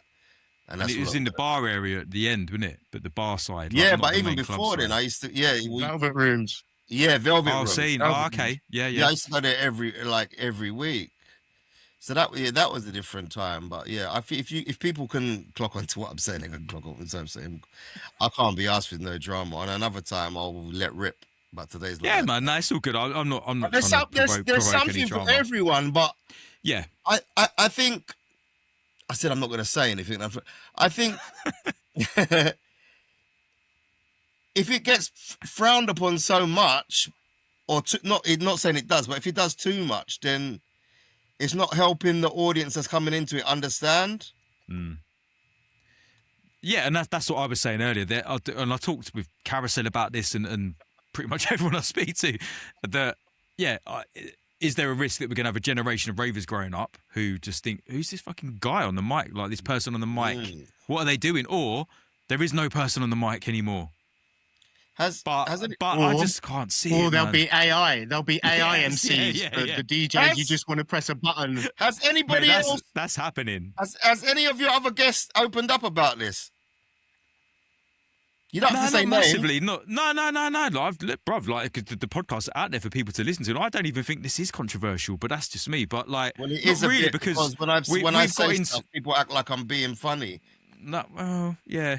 No, I think me and you've discussed it. We're all three of us. We've all discussed it, and the discussions are of this nature. No, nothing drastically different has been said. You know, Carousel had some interesting stuff to say about it, but Carousel's point that I loved really resonated. He said loads of stuff that resonated, but one thing he was saying is like, he said these exact words. He said, "MCs, we ain't going down without a fight." He literally said, there's no way that I'm going back to a 9-to-5 office job. I'm fighting for this. We're going to keep making music. We're going to keep starting our own platforms, putting on our own events, doing this, doing that. Yeah, man. We're going to fight for this shit. That's what he said. So big up Carousel, because I think really that encapsulates it. Like there's all these logical arguments you could make about it. Really, like fuck all that. Like we're here for the culture. We love it. We feel it. We're passionate about it. So yeah, let's focus on that. Big up all the people that is embracing it.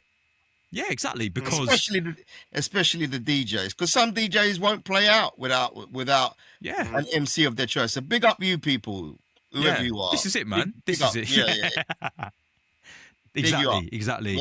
Even if it ain't me involved, big you up because you're keeping it alive for us. And then And I feel positive. Like this is kind of what I said last time before we move on from this topic. Is I feel really positive because I think at the end of the day, make it happen. Make it happen the way you want to make it happen. Don't sit here, and we're not doing this, but don't sit here moaning about it. Like, make it happen.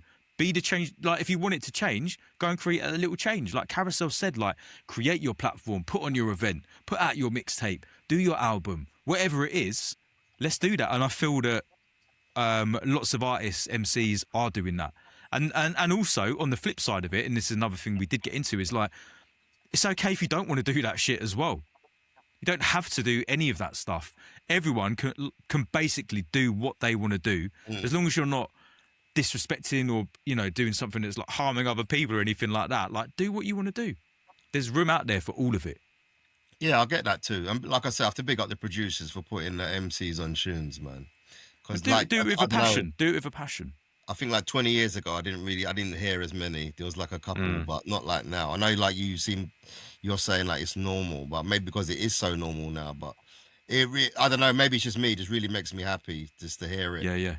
And especially if you hear it on the radio or whatever, it's good. So big up the producers that's doing that, man. Because they could easily years ago they would get someone from outside to do it. Yeah. You know what I mean? And let's leave it at that. Yeah, man. Yeah, for real. Do you want to play a little game? Yeah, why not? Well, actually, I'll tell you what. Let me. Let's flip it up. You almost fucking spill my guts. Oh, yeah. I feel like maybe I don't want this to be unfair to John because just be honest here. Like if this isn't a bit of you, we don't have to do it. But grime game, it's because it's slightly more geared towards grime.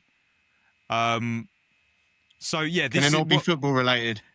No, not really. So what I've got in my hand is Grime Wars. It's like a top trumps game for grime MC. Have you ever seen this? Mate. You've seen this, Alvin? No. You know what Top Trumps? You know the card game Top Trumps? I actually don't. No, okay. So like, you'd get. I mean, there's millions of Top Trumps. It's like a range or a series of card games. You might get one about. My son's got loads of it. I don't know, like Marvel superheroes.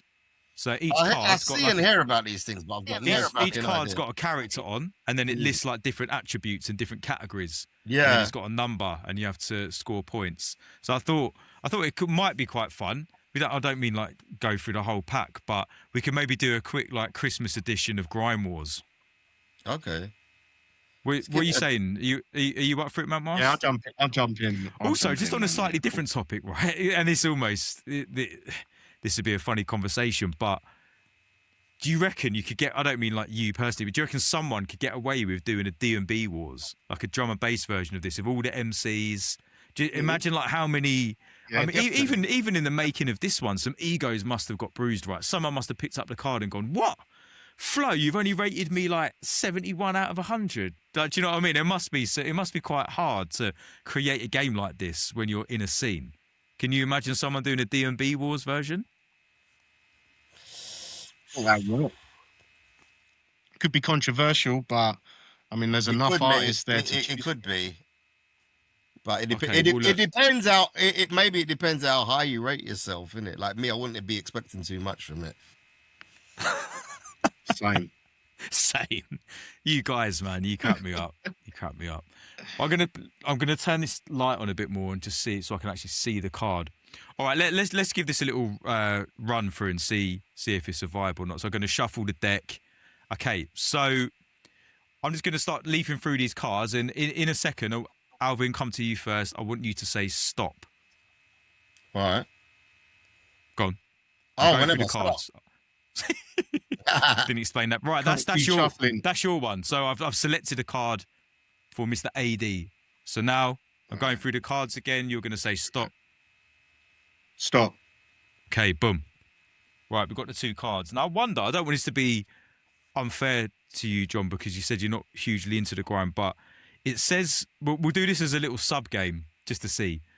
So it says at the top, like the writing on these cards is super small, by the way. I can hardly even read it. Whoever did Grime Wars, big up. I love this game, but please make the writing bigger. But anyway, so next to the artist, it's got a tagline, like a well-known lyric of theirs. So this is just like a little Christmas Brucey bonus. I'm going to read out the tagline on your card first, John, and I just wonder if you might be able to tell me who the artist is. Okay? The look on his face. I can hardly even bloody read it. Right. Where do you know me from? Where do you know me from? I've kind of given you twice there in the style of the MC. Yeah, you know what? I'm sure there's a lot of people listening who know immediately what that little catchphrase, who that belongs to. But okay, nah, you're gonna pass. It's fair enough. I'll be guessing. I'll just say gets. It's not, I'm afraid. Sorry. I'll hand it over to you, Alvin. You were diving for a bonus point, maybe. Yeah. Where do you know me from? Stormzy. Yeah, Stormzy. Yeah. I feel a bit bad here because like if we had like an American rappers I need the one. biggest grime MC out there. Yeah, but if you're not, You should have made it more relevant to Anyway, drum and bass, man. yeah, if you're not into it, you're not into it, man. It's just one of them things. This isn't the game, by the way, people. This is just we're warming up here. This is just a warm up bit. I'll explain what the actual game is. Okay. Oh, interesting. Cool. Right. I wonder if you're.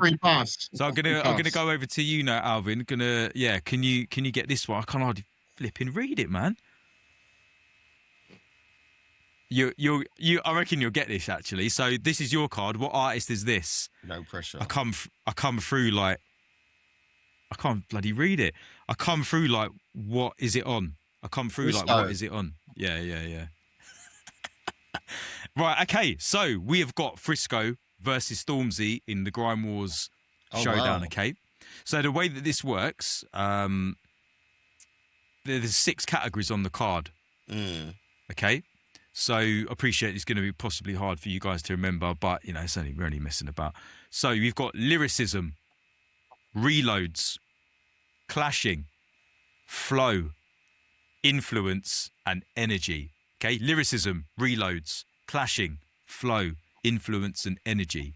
So each artist has got a score on the card for each category, and you've got to try and beat your opponent. So because you won the initial face-off there, Alvin, you've got Frisco, so you need to what do you reckon is going to be Frisco's highest scoring category? What, out of all of them? Yeah. If you had to pick one of those categories where Frisco's likely to have a high score, pick your category and Can you go through them see. again? Then I'll. Yeah. So lyricism, reloads, clashing, flow, influence, and energy. Influence. Right, you're going to go influence, yeah? Okay, so we've got Frisco versus Stormzy. Over Stormzy. Damn. Yeah, it depends on what way you look at it, though. Even I know that was probably not the right because Mantmast's won that round. Mantmast's won that round. So influence for Frisco is 80 and Stormzy's got 93. It's close, though. So it depends on what. I suppose on a global scale, Stormzy's made a major influence, but I'm obviously looking at it from more of a hood perspective. Yeah. What do you reckon Frisco's? Well, now that we know it's not influence, what do you reckon Frisco's highest scoring category would be? Is it lyricism? Nah. I was going to go for that. He actually scored. Nah. All the things I was clashing. Clashing. Hold on a minute.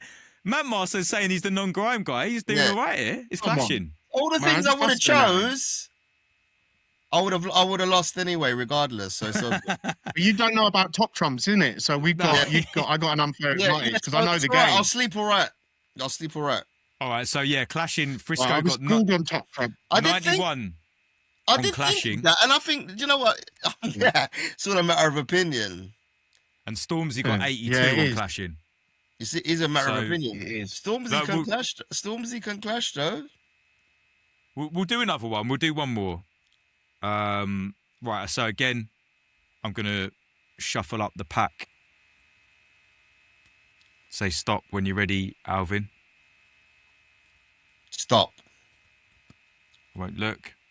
Okay, boom. Over to you. Stop. Right. Same format. This is fun, isn't it? Interesting. If I can actually read the flipping thing. Okay, so this MC's tagline. So this is for you, John. Yeah, I roll deep in a ringer. Fuck it.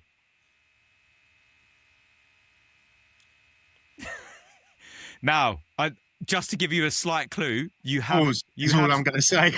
Yeah, I roll deep in a ringer. Sorry. Fuck it. You have said this artist's name already. I'm just going to give you a little clue. Who, me? You have actually said this artist's name. That's not fair. How many? Come on. Okay. It's all fun, isn't it? But I'm going to give you a 5-second countdown here. 5, 4. Whoa. 3, what are you introducing a countdown for, bro? I've got to move under pressure. I'm giving you a clue. Well, give him 10 seconds. Someone out of roll deep. Okay. Do you think you'll get it if I give you longer? No. Okay. Tell me. Put me on the mystery, bro. You've got gets. Gets. Okay. Damn. Ooh. He's sick though, isn't he? Okay. We'll bit bait this one because he's okay. Oh, this is so easy. I feel silly saying it. You want to do another one then? But okay, the reason I'm not money on the table is there, so it's all good. No. The reason I'm going to put this one back is because it's Wiley and I'm getting them hyper. Yeah, that's bait. Just do it. We'll just do another one. Oh, okay. Then. Actually, I've just seen it. All right, I'm going to do this one. I'm going to do this one. Okay, cool. So, 2 words. It's real. I'm not going to try and do it in the artist's voice. It's real. Got no idea. You imagine that getting said in a certain style and tone. It's a trickier one. I know drum and bass MCs who say that. No, I don't know. Nah, Dirty Goods. Cool. Oh, yeah. I'm not really... He's sick, but I'm not really a fan of his. No. Not because of anything he's, like, not any good. I've just never really... Okay. This would actually be a sick clash in real life. Dirty Goods versus Gets. So, okay, I think this needs to be winner takes all, really. So, John, you can kick things off. So, you got Gets, and just to remind you, lyricism, reloads, clashing, flow, influence, or energy. What category are you going to go with as being his top? He's got all of them. I'm gonna go energy with Gets. Ooh, okay. Let's go for energy. That is 91. Dirty Goods energy 83. So boom, you've done it. Okay.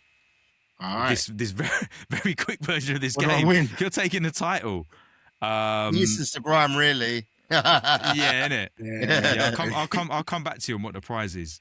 Dirty Goods, just out of interest, I know you're dying to know this, everyone. Clashing was his highest. Clashing 94. And energy is actually gets his highest one, 91. Yeah. So yeah, boom. So what do you reckon? Like, bearing in mind, Alvin, you weren't familiar with Top Trumps. Do you think this is a game you'd enjoy playing? Yeah.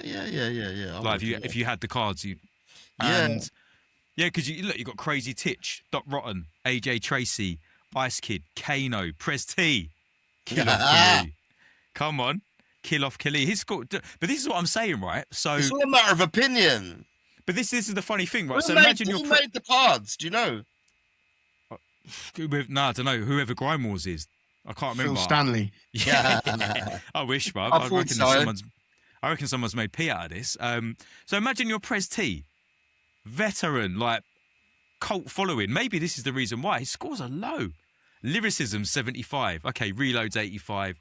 But yeah, the rest are in the like 70s. Clashing 79. It must have been one of them must have mentioned that game in a lyric or in a tune. Do you know what I mean? So Prez T, his scores are kind of low. So imagine like, I've got no idea who the D&B equivalent of Prez T is, but I could imagine like some egos getting bruised with a game like this.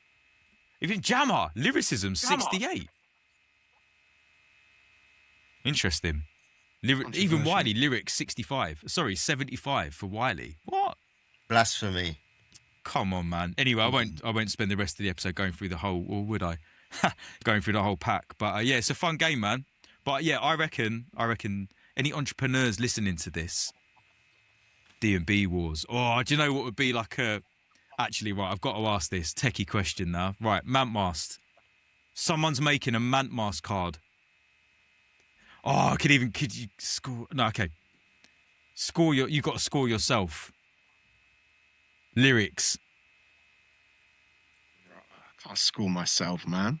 You got to do it. I don't know, but out of all the categories, well, okay, definitely not reloads. What category? Definitely all right, okay, okay. What category would you give you the say? low ones? I can give you the low scores. Call in response. And we'll work up. Oggy. What category do you think you would score the highest in? And so pick your category that you think you would excel in. Lyricism, reloads, clashing, flow, influence, or energy. Lyricism, probably. Okay. What about you, I'd say. Alvin? I'm the fucking best in everything, isn't it? What? Clashing obviously you don't really clash. No, that's irrelevant. Reloads are irrelevant. Energy. I go for energy. I don't know many MCs who jump up and down throughout a whole set. I reckon. I can't do that. So I'm going to say this. I'm going to say Mantmast would be the top trump for lyricism. Yeah, I AD wouldn't put would be the myself top in trump. lyricism. I wouldn't say that. Yeah. I'd say I'm talking about the three of us, by the way, not like the whole scene. Or is energy a bit of a par? Because that's not really. No, I would say AD energy. Come on, man. The guy's jumping up and down on stage, like literally, like feet off the floor, like going wild. Like I don't do that. So there's no way I can test I don't energy. do that. It depends whose set I'm on. Some sets it's not necessary, or there's no space. Yeah. Nah. Okay, and then I mean I'm gonna give myself flow. I'm going to go with flow. Man. Yeah, man. There you go. Anyway, so yeah, entrepreneurs listening, D&B Wars, someone do it. It would be cool. I think be a lot of drama. Be a lot of drama. Oh, it would though, wouldn't it? But yeah, man. Okay. Did you enjoy the Christmas game? Yeah, I did. I did. Got into it. Yeah. Yeah. Got into it. Okay. I don't know whether to take it to this level. So let me know what you think about this. So. By the way, like this is not exactly an original concept, and I have borrowed it from Shizio, who I referenced earlier. So big up Shizio. I love his podcast. He has some sick guests on. One of the reasons I love it so much is that he's got a lot of the garage MCs on. I've said to you both before, like I'd love to get some garage MCs on this podcast, and I don't really seem to have the links or the connection or the network to get through to some of these guys. But Shizio has a lot of the garage guys on. Anyway. He does a thing right at the end of the podcast where he gets ChatGPT to generate a load of questions for the guest. So I did this earlier, and I genuinely haven't read them. Right. And I just wonder if it would be fun to just dip into this list a little bit. What are you saying? Yeah, that's all good. Is there anything as you've been asking all the questions, is there anything you wanted to say about drum and bass in general or MCing or anything, or you just wanted to host the podcast? I feel like you've been left out. Nah. I'm interested in your. I appreciate you. I appreciate you saying that. I'm interested. It's not even that. You've been doing this a long time as well, and you're fucking doing a lot for the culture for MCs. But I mean, there's loads I could say, but I almost. If you don't want to, you don't want to. I just thought I'd ask. No, I do. It's not that I don't want to. It's just that, like, two things. Like, just being honest. Like, I think I'm going to do a solo episode where I kind of do my own sort of end of year wrap up. So I can just ramble on for an hour. That makes sense then. So I don't want to repeat myself too much. But equally, it's not that I don't want to do it. It's more that, like, where do I start? Like, where would I start? I could talk about the D&B. I tell you what, like, now you've asked me, I'm gonna have to say something because with the D&B thing, and I'm just talking about me now as an artist. Forget like the scene and all the rest of it. Like, I've had such an interesting year, and I've got to big up my man Flux because 12 months ago, pretty much dead on, Flux called me. And I don't know how he got my number, but anyway, Flux called me and said, it actually was, tell a lie, it was before Christmas, so it was probably 15, 16 months ago. But anyway, he called me and said, look, words to the effect of, bruv, I've been watching like what you've been up to recently over the years. I'm paraphrasing. He said, you're a sick MC, but you're letting your career fizzle out a bit. That was the point of what he was saying. And I was like, wow, okay. And when I looked at it, I was like, actually, yeah, like, fair play for saying that, because I actually think that he was right. So I went on a mission. Flux said to me, we've become really good friends. And he said to me, look, just spend a year, just get yourself out there, get active again. I was still active. I've always been about, but I was maybe a bit more focused on my sort of coaching business. And I kind of telling myself this story that I'm happy for MCing to be a thing that I just kind of do over there and a dip in and out of. And the story wasn't true. And he helped me see that. And I was like, oh, shit. And I've spent this year, 2025 for me has been a rebuild year, in the sense that not because like it had all gone to shit. It was just that I was just going through the motions, and I'd lost my passion a bit, and I'd lost my spark. And so this year has been me getting out and about, doing lots of bookings, and a lot of them have been like your small kind of grassroots things, doing more radio, doing more mixes, and doing all this stuff. And I've really enjoyed it. But what it's also made me realise, and this is the beauty of sort of doing these things and sort of, I don't know, man, like just reflecting on stuff is that I'm done with that stage now. And for me, like 2026 is all about embracing who I truly feel I am as an artist. And I actually feel like I've got a lot of untapped stuff. I haven't told the stories that I want to tell yet. I'm talking like lyrically. I think I've let myself get dragged along a little bit, in the sense that what I do is I get booked with a DJ, I turn up, I host. That's what I do. And I've realised this year that, oh my God, like there's so many other things that I love doing. Like I've massively rediscovered my passion for DJing. I started as a DJ. I fucking love it, man. Like when I mix, I feel euphoric. And, you know, so without going off on a really, really deep into it, like I'm loving DJing again. I'm loving actually making music again, but not like tunes for the club. Just thinking, right, I just want to sit and write something to get creative again, like tapping into that creativity. And speaking to people like Verbs and like Carousel made me made me remember that I love doing that stuff as well. And I'd just forgotten a lot of stuff. And 2025 has been a year to remind myself what gets me excited and why I give a shit about all this MCing thing. So yeah, thanks for asking. That's what I want to say. That's what I want to say. I'm enjoying it again. I'm enjoying it. You deserve that, man. I'm enjoying it, and I see different avenues. You know what I mean? I'm doing a garage set next year. I've got MCs MCing for me. I love selecting. I love mixing. I love hunting down tracks. Sick. Like I've got some of my dons out there making me the darkest garage you've ever heard. You got dubs as well, bruv. I've got dubs. I made a track. I collabed and co-produced a track last week that's gonna take people's heads off. Like this is garage, but it ain't no bring you flowers, ollie ollie oi garage. It's like, this is like moody, deep, minimal D&B, but like 132 BPM. Sick. I love it. I'm so excited about it, but also still MCing and everything, man. I just feel like I've got that excitement, that fun back, and I'd lost it a little bit. So and big up Flux, because Flux helped me see that, and I think maybe if he hadn't have said that to me, then maybe I'd have just carried on going through the motions a little bit. Who knows? I don't know. Yeah. But yeah, man, that's anyway. Listeners, if you like the sound of that, then tune in to my solo episode dropping in early January. I've discovered some good artists this year as well. One artist I just want to say, because like we were talking about the drill thing, one artist that I've really connected with, and I'm kind of like loving his tunes, is this. I had a guest on a couple of episodes ago called Big Gub. Okay, he's a young guy in his 20s from Stevenage, runs his own studio, produces, he's a videographer, he's an MC, really talented, hardworking guy, and he engineers and does a lot of work with this guy called Sav NDO. And honestly, like if you like your sort of, I don't know if you'd call it drill, it's almost like to my ears anyway, it's like a melodic version of drill. Okay. But if you're into that sound, check him out. Sav SAV and then the letters NDO. Sav NDO, mate. I've rinsed his every single track he's got on Spotify. It's sick. Oh, is it? Just really into it. So my kind of I don't know, like one to watch, or not even one to watch, like because he's already doing bits, but someone I've discovered in it this year. Yeah. That's out of the norm, outside of my normal kind of stuff I listen to.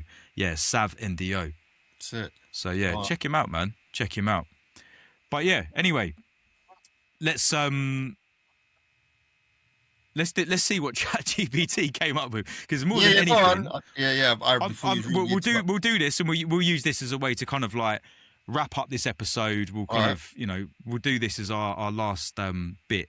I'm just intrigued as to what the hell it's come up with. So let me just see. So I genuinely haven't read these. I've got them to put it into a PDF, and I've got it on my phone, and it's got varying degrees of levels, let's say. So let's just see. So, okay, MC podcast questions. I don't really want to ask myself questions. Right, questions for MC Mantmast. So this is all from ChatGPT. You don't have to answer these, by the way. I have no idea what it's going to say. Let's see. Right. What's been more important for your career, consistency or big standout moments? It's a difficult question. The phrasing of that, what's been more important, Consistency is always the most important thing, really. Um, I think to, keep moving, keep motivated, keep writing. I've been through periods where I've had mental blocks. I've had writing blocks for months, almost a year, really. From in previous times, and yeah, just having that motivation to keep writing, and when the gigs are not as come in thick and fast as you might like, just having that mentality where if that happens, if I'm more quiet, then I'll try and write more. So Okay. Okay. just having that persistence, really. But at the same time, with the standout moments, those are the kind of the bookmarks, aren't they? Those are the little highlights of your career, I guess. And they come with that comes with consistency. You don't really Yeah. get those standout moments unless Okay. you put the graft and put the work in and have that consistency. So it's a bit of a weird one question. almost leads to the other. Yeah, ChatGPT. Mm. That question, not sure about that one. Okay. Have you ever felt Should I pressure? run it through Grok? What's that? No, bun that. Bun that. Grok? That's Elon Musk thing, isn't it? I was Oh, joking, really? man. I've not Don't heard of touch it. that. Yeah. Okay. Yeah, it's meant to be one of the better ones. Oh, for real? Okay. Mm. I want like that. We have got different levels of questions here, by the way. So I'm starting off with the ones that are a bit more like vanilla, let's say. Don't worry, AD. We're coming to it in a minute. So sticking with you, questions for MC Mantmast. Have you ever felt pressure to change your approach because the scene shifted? Not necessarily because the scene shifted. Maybe in the past felt pressure to change my approach if I'm working with a certain artist, or if I had to done a tune with someone. But yeah, I see that as a positive. I see that as a positive. I don't think you can really progress and develop and learn and without putting yourself in those slightly out of your comfort zone. So, for example, when you got D&B DJs playing 15, 20 minutes of 140 in their set, when that first started, I had no 140 bars, so I had to write some, and that helped me improve and develop as an artist, really. Yeah, for sure. Looking back, what kind of bookings or situations actually moved your career forward the most?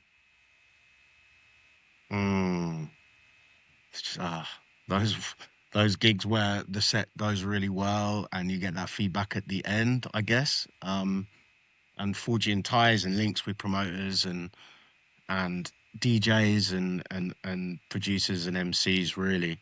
I think, like, yeah, that is integral, really. The kind of social aspect, which I've been terrible at in the past. Absolutely terrible, whether it's social media or in person.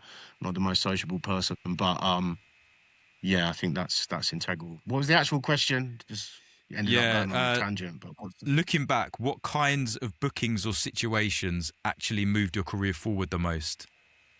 Okay. Yeah, again, similar to the previous answer. Those times where I have had to be out my comfort zone a little bit, and then realize that, such and such wasn't as daunting as I might have thought. I can't think of any real specifics. What about just something from, because we've talked about. By the way, peeps, like, do go back and listen to the solo episodes with both of these guys. But we definitely talked about it last time, in the sense that do you think, like, living in and around, when you lived in North London in a house mixing it up with all these different artists, maybe that's a situation that that helped. Was helpful. And also some recording. I've thought of a specific thing, and probably a set I recorded. Again, I referenced it in my first interview, HQ in Oxford, and it was a set with Spectrasol and Lynx. And I think LSB played there as well, but it was under the DSM Deep Soul Music label, and that set was recorded. It ended up online, and certain mans heard that, including Clayton, and I think Friction or KT heard that set. Okay.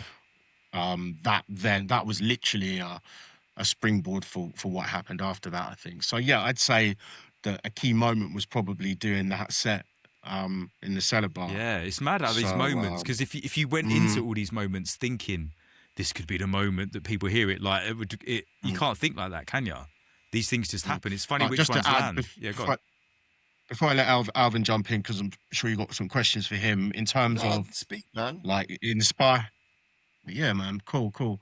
But inspiring me to MC, it kind of inspiring me to keep going with my style, because I'm not perhaps your archetype, got your archetype flow or style or whatever. I do seem to fit a certain genre of music, but hearing Alvin and Gary Too Shy and Stu SP and shout out to MC Verse as well on those Renegade Hardware. Remember Hardware used to do tape packs? Yeah, and, yeah. I remember buying them when I was young, man, in like end of the 90s, early noughties, and hearing that and actually hearing the style that I was trying to project in the rave was a big inspiration for me. So yeah, shouts to Alvin, because he knows that he's been a big influence on my career. Oh wow, thank you, bro. man. That means a lot, bro. Thank you a lot. Brother, I second that as well. We don't want to embarrass you here, Alvin, but I second that, because we both, like, I'm a Hardware raver way before, like, it was even you know. I'm talking about the end, man. I'm talking the end days. Yeah, I know what you mean. Yeah. 100. Mm. Do you know what? Sorry I'm not trying to change it. We are going to go back to the question. Do you know what I found earlier, John? I put this in here just to, because you got a bar about this. Can you read that? What's that? Code of the Streets DVD. What is that? Oh yeah. I found this in my loft at the weekend. That's right. Yeah, man. Yeah, this is that's 2000 Carnage. Yeah, 2005. $7.99 retail price. Come on. Okay. And it's broken. So I don't know if he was doing the interviews then, but that was a little nod to my brother. If Carnage, yeah. Do you remember the bar? Come on, what's the bar? Interviewing the guys. I'm old. It's simple, man. What is it? I'm old school, like Code of the Streets. Selector still rolling the beat, raise it up, like he's controlling the heat. Yeah, something like that. But yeah, so that's a little nod to my brother Carnage. This is what he's talking about, people. This DVD right here, Code of the Streets. Yeah, it's an interesting one. Mampy Swift. It's got, funny enough, got a Renegade Hardware section. Label Spotlight, Renegade Hardware. MC Convention, Skibber, Pass the Mic. Global Gathering, Ray Keith, DJ Flight. I'm going to watch this at the weekend anyway. But yeah. That was how we consume media before social media, I was about man. to say that. Yeah, man. Isn't it? Okay, well, look, for a first couple of questions, they're interesting ones, but they're not quite as humorous or spicy as I was kind of hoping. But I did then go back in I said, like, okay, I haven't read honestly, I haven't read these. I was like, no, you're good. Give me a next level of question for like when I've done these ones. And it was like, okay, you want the next level, yeah? Anyway, I'm not going to pick, I'll just go with the top one. AD, how much of your career has been planned and how much has been reacting to opportunities as they came? None of it was planned. And then what was the second thing you said? How much has been reacting to opportunities as they came? I try my best to react to the opportunities that get presented. I've made mistakes throughout my career too, but that was to do with personal life choices. But yeah, in present time, I try to, if I'm to be current, I try to do my best with the opportunities. Do you know what I mean? I like this one. It's a good question for you. What's something you've learned the hard way about sustaining a career as an MC? The hardest thing? Well, what's something that you've learned the hard way when it comes to sustaining a career as an MC? Yeah, something you've had to learn the hard way. That it can get taken. You're not irreplaceable. Not saying I ever thought I was. Yeah. You could be flying, but there's someone else, coming through at the same time. Yeah. You know what I mean? Yeah. I hear that. I don't know if that makes sense. That makes absolute sense. Yeah. Like you just said, you can't take anything for granted. Yeah. Right. I'll tell you what, they're a little bit vanilla. They're interesting questions, but they're the kind of things that we would just talk about anyway and have talked about. No, I get it. It weren't weird or shit like I thought. No, so now we're gonna move on to it. I know, if I get juicy now. These might be crap quick. I don't know. So how can I gamify this a little bit? Right. Okay. Right. That's A. That's B. That's C. Right, Mantmast, because you won the Top Trumps game, you get to pick A, B, or C, and then that will correlate to a... B. Okay, boom, B. Okay, B. Interesting. Right. ChatGPT has called these the nuclear questions. Ooh. Are you ready for this? 5 questions only, no context, no safety net. Read and let it go. Come on. Five I bet questions. they're going to be. Building this one I up. bet they're going to be weak though. Type in Okay, it. right, boom. Who here gets the most credit for doing the least on the mic? That's peak. Right, that's putting that is nuclear vibe. You don't have to answer this, by the way. Like, I'm just reading them I'd up. say probably me myself.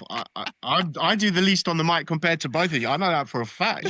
I probably. How do you define? Oh, hold I'd on, say so. hold on. No context. Read and let it go. Yeah, but it defines how doing on the mic. What does that? What does that mean? All right, well, look, I just want to keep these ones moving. What's the one thing MCs pretend doesn't bother them, but it absolutely does? Alf, you take this. Oh, what'd you say? What's the one thing MCs pretend doesn't bother them, but it absolutely does? billing? Yeah. Top billing. How big the name is on the flyer, where it's positioned. Okay, cool. Look, like, we're not going to even analyse these ones. We're just going to... No. We'll just move on. If you had to be brute... I don't know, these nuclear... If you had to be right, so yeah, we'll just go back and forth. If you had to be brutally honest, what actually makes an MC valuable? Who are you asking? Yeah, so we're going back. We're going to alternate between the two. Yeah. This one's for John. All right. Well, all the things that I know you've referenced before, like cadence and flow and lyrical content and stage presence and the ability to engage with the crowd, all of those things are essential, I think. Okay. Yeah. So I don't know if there's one thing I can pick It out. can't be one thing. It's not definitely not. Sorry. Yeah, I would say if there is one thing, what actually makes an MC valuable for me, I would just put it under the banner of energy.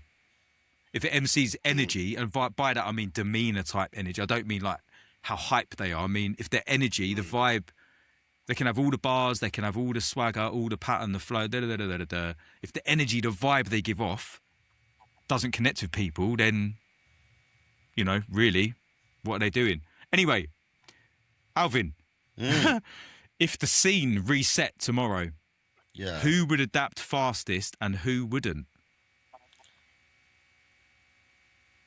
The scene's always evolving, though, and always changing. So if it resets, so if tomorrow it was at ground zero, what did that question mean? Who would adapt the fastest? No, I don't really, because... Yeah, I'm not even sure I really get that there's question. so many pockets within D&B anyway, wouldn't really... Even if it did reset, I think... So if you just took away... You pressed a button and then everyone's previous back. Like, no one's disappeared. Yeah. Everyone's followers just went. No followers. So you started all on the same level. No one's everyone's earning 0p. Everyone's back to like up and coming. My money would be on GQ probably. My money would be on G. I thought you were talking about us three. Well, I don't know. I don't know. No, could be whatever it is. I don't know, man. Whatever. Okay. But I'm going to keep. So I'm going to move it on to the next one because I'm just intrigued as to what questions it's come up with. Yeah, go for it. Okay, panic sheet. This is called. What's this? Emergency questions. Use if the energy dips or answers get sensible. Yes. Okay. It seems that time. Who here is talking too much right now? What? That's easy. That's a bait question. I don't even like that one. You, Phil. I'm the host. I'm the presenter. I've got a... It's me. I have a say fuck all or too much. I can only apologise. Sorry, guys. That's a crap question anyway. Whose fault is a bad set, really? Sound engineer. Yeah. Come on, we know that one. Boom. Engineer. I like that. What are you... Right. Read my mind. What answer would I give to this question? All right. I'm asking you two that, okay? What MC habit should be banned immediately? Ollie. Yeah. But still big up CKP. Of course, naturally. This is an interesting one. You know, because... Okay. Who here overthinks the most? I'm definitely up there. I Yeah, think. I'm naturally like that anyway. I reckon all three of us would put ourselves in the overthinkers camp. But then would like most humans just do that anyways? That's the natural. I don't know. Natural thing, right? What's the biggest lie MCs tell themselves?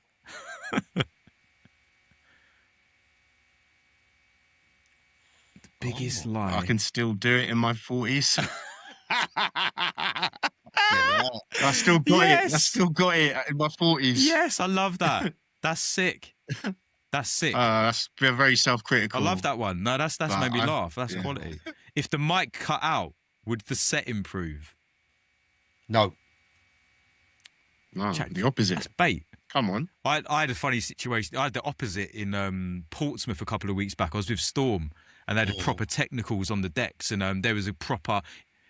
I'd estimate 3 to 5 minutes, maybe 5 minutes, where there's just no music, and I just started spitting a cappella. Because after a while, at first I was like just trying to talk my way through it, and then I was like, oh, I'm kind of running out of shit chat here, so I just started spitting.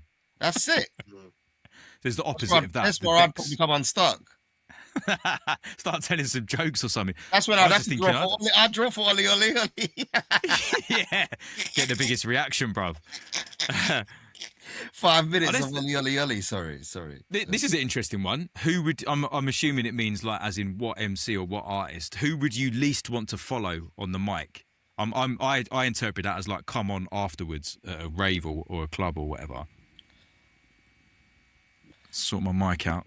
Who would you say? Who's gonna ask first? Who's gonna answer first? Do you want me to give my answer? Yeah. Because immediately, sure. well, two people are going to say to. I would not want to come on after Rico or Ira. Oh, that's different. Yeah. Just because they're just going to just shelled the absolute shit out of it, and then I've got to come gone on before like, Rico. Do you know what I mean? Yeah. But yeah, that's gone on before Rico. He was probably glad he was on after me. He's probably happy. He told me about this. Going on he told me. He was bigging you up, wasn't he? Yeah, Killer P and. Didn't he come over and say like he was feeling he bigged you up?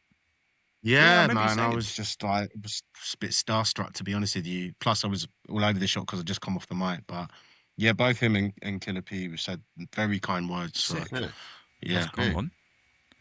Okay, yeah, so man. What? Well, you both need to answer this question still. So who don't you want to be coming on afterwards?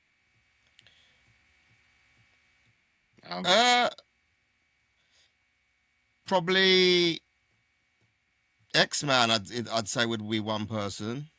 Yeah. And don't know. Can the person still be around now, or?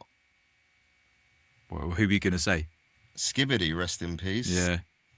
I think really he was the first person that came to mind, and then X-Man equally, and then I can't. Yeah, those two.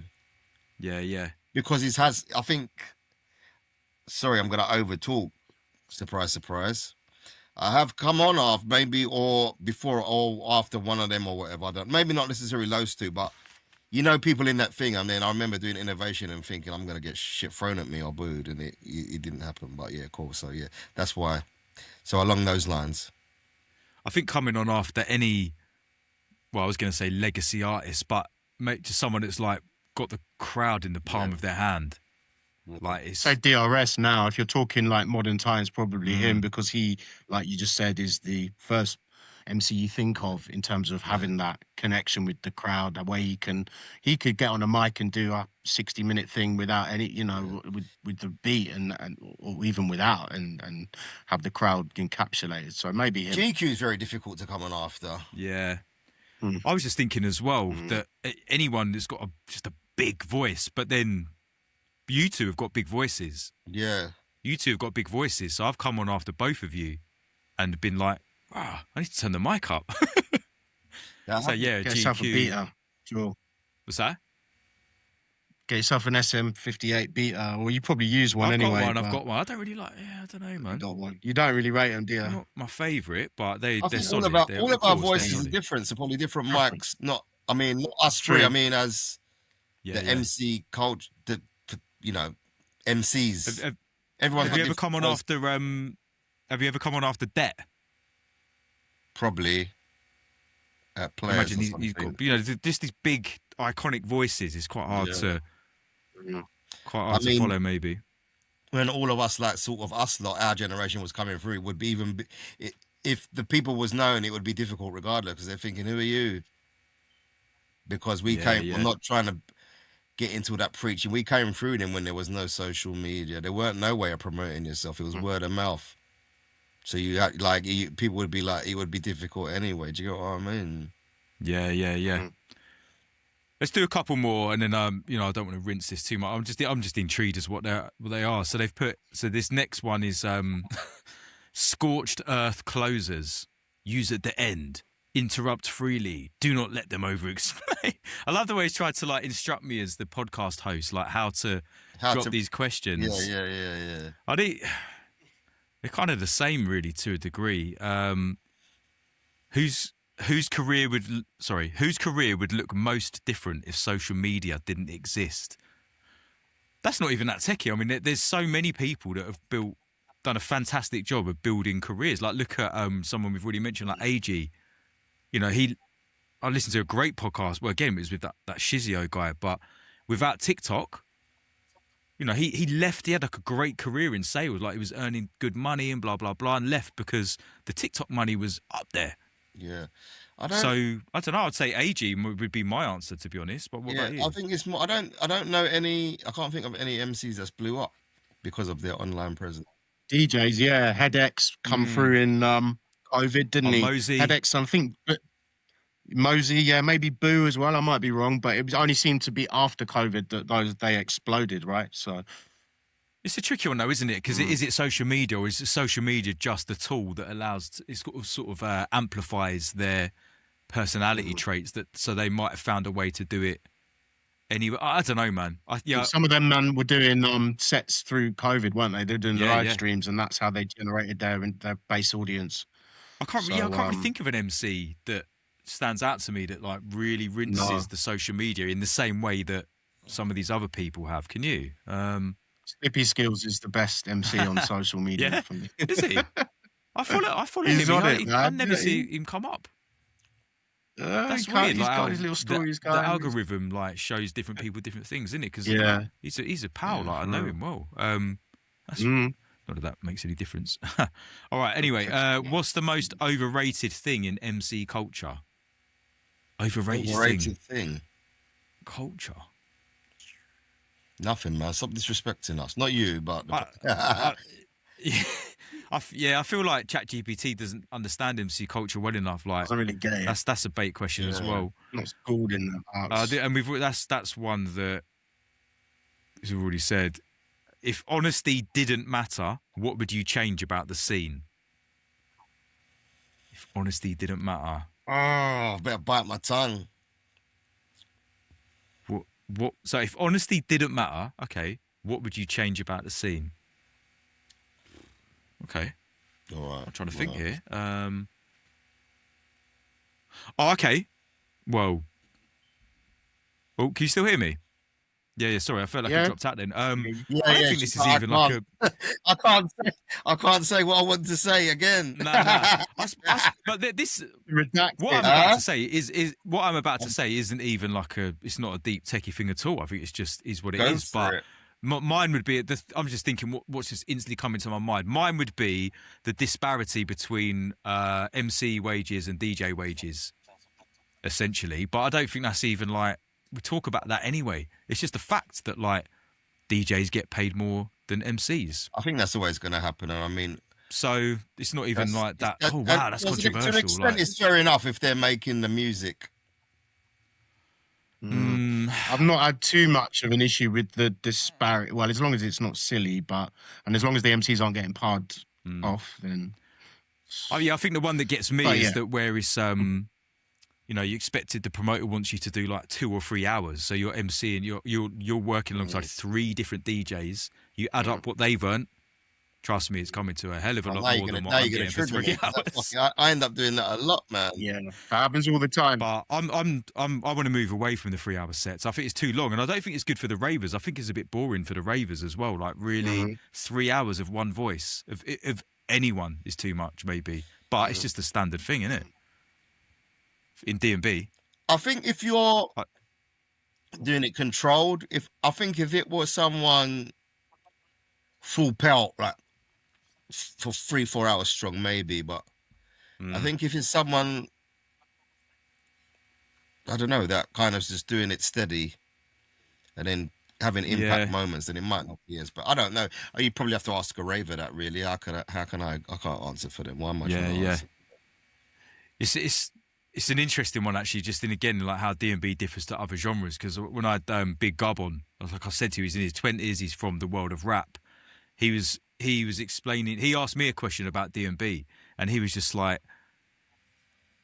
almost like saying that sometimes we have to do 3-hour sets. Like the world he comes from, turn up, you give, sometimes there's no DJ, give the sound engineer a device that's got your playlist on it, and someone just presses play, and you perform track 1, you perform track 2, you perform track 3, then you go home.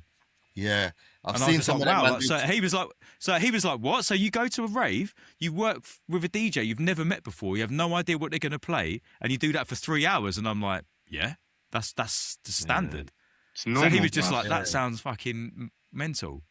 Yeah, rappers and grime artists get to do like if it's them booked on their own, they get to do 20 minutes, some of them, and they're gone. Yeah. And they're billed for 20 minutes. That's what. Yeah, that's something I'm looking to it's different, isn't it? Explore a little bit more, man. It's not a complaint. It's different. Before anybody takes it like that. I think that's an episode in itself, man. Yeah. Definitely. It's a completely different world. But I think that's why some of those artists respect what we do, because maybe we can't do what they can do, but maybe they can't do what we can do. Do you get what I mean? So yeah. It's different. It's a different culture and a different thing, isn't it? As the man Carousel says, different flows for different shows. Hey. Well, look, my verdict is that the Chat GPT questions are actually pretty crap.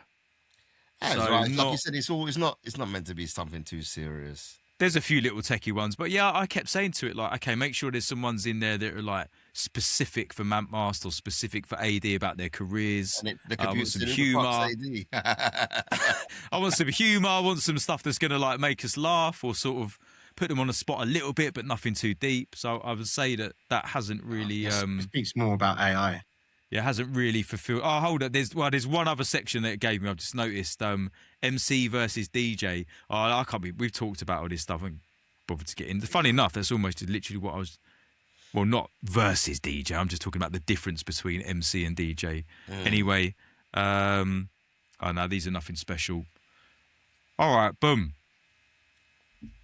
How should we wrap this up? Okay, actually, I don't know why I asked you that, because I already thought in my head how to do this. So firstly, I'd just like to invite you guys. Is there anything you want to share? Anything you got coming up in 2026?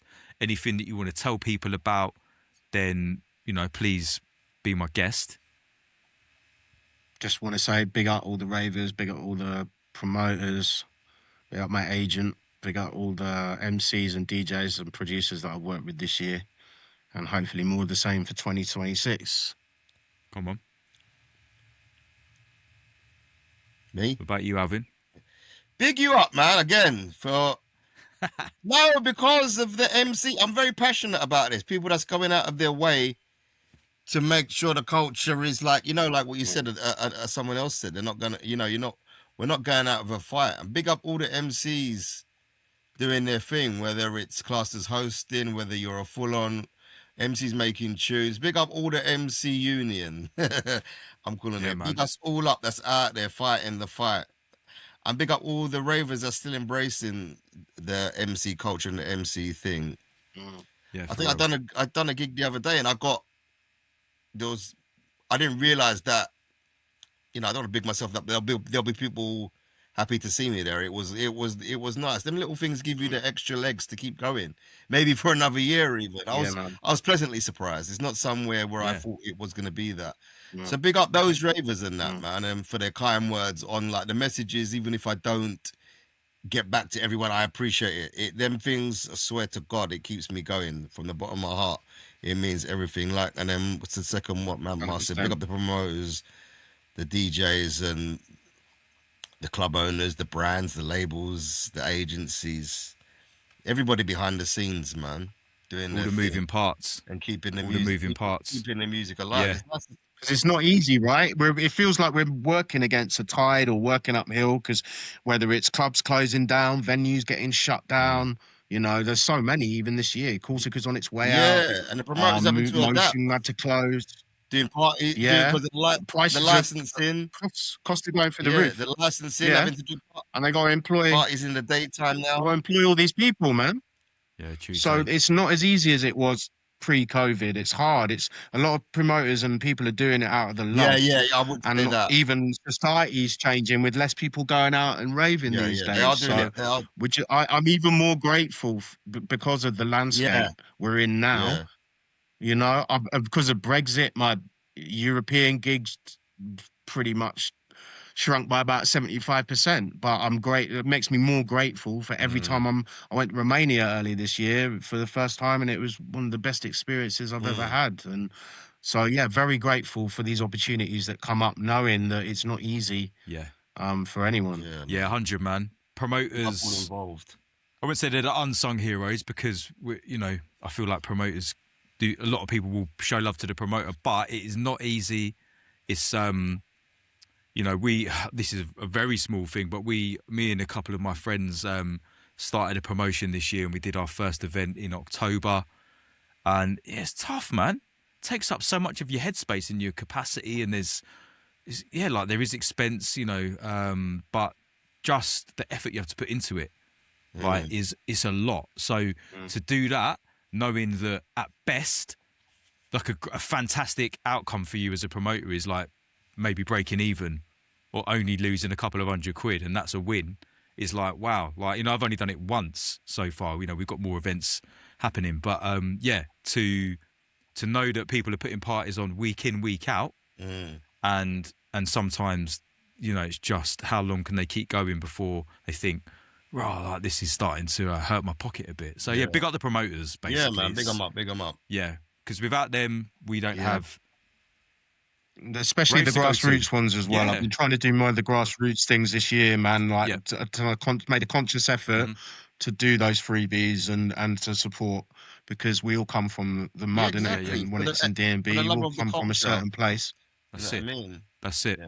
Yeah, man. All right, cool. Well, look, the traditional way to sign out on the podcast is the ultimate MC Cyphers, which I know we've all done.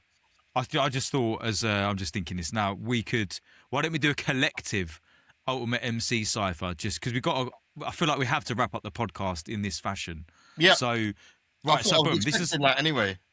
We are okay, cool. Yeah. All right, so what we'll do is, we'll do it collectively. So each of us gets a pick, and then we've got to debate and agree on the last two spaces so that we're all kind of happy with it.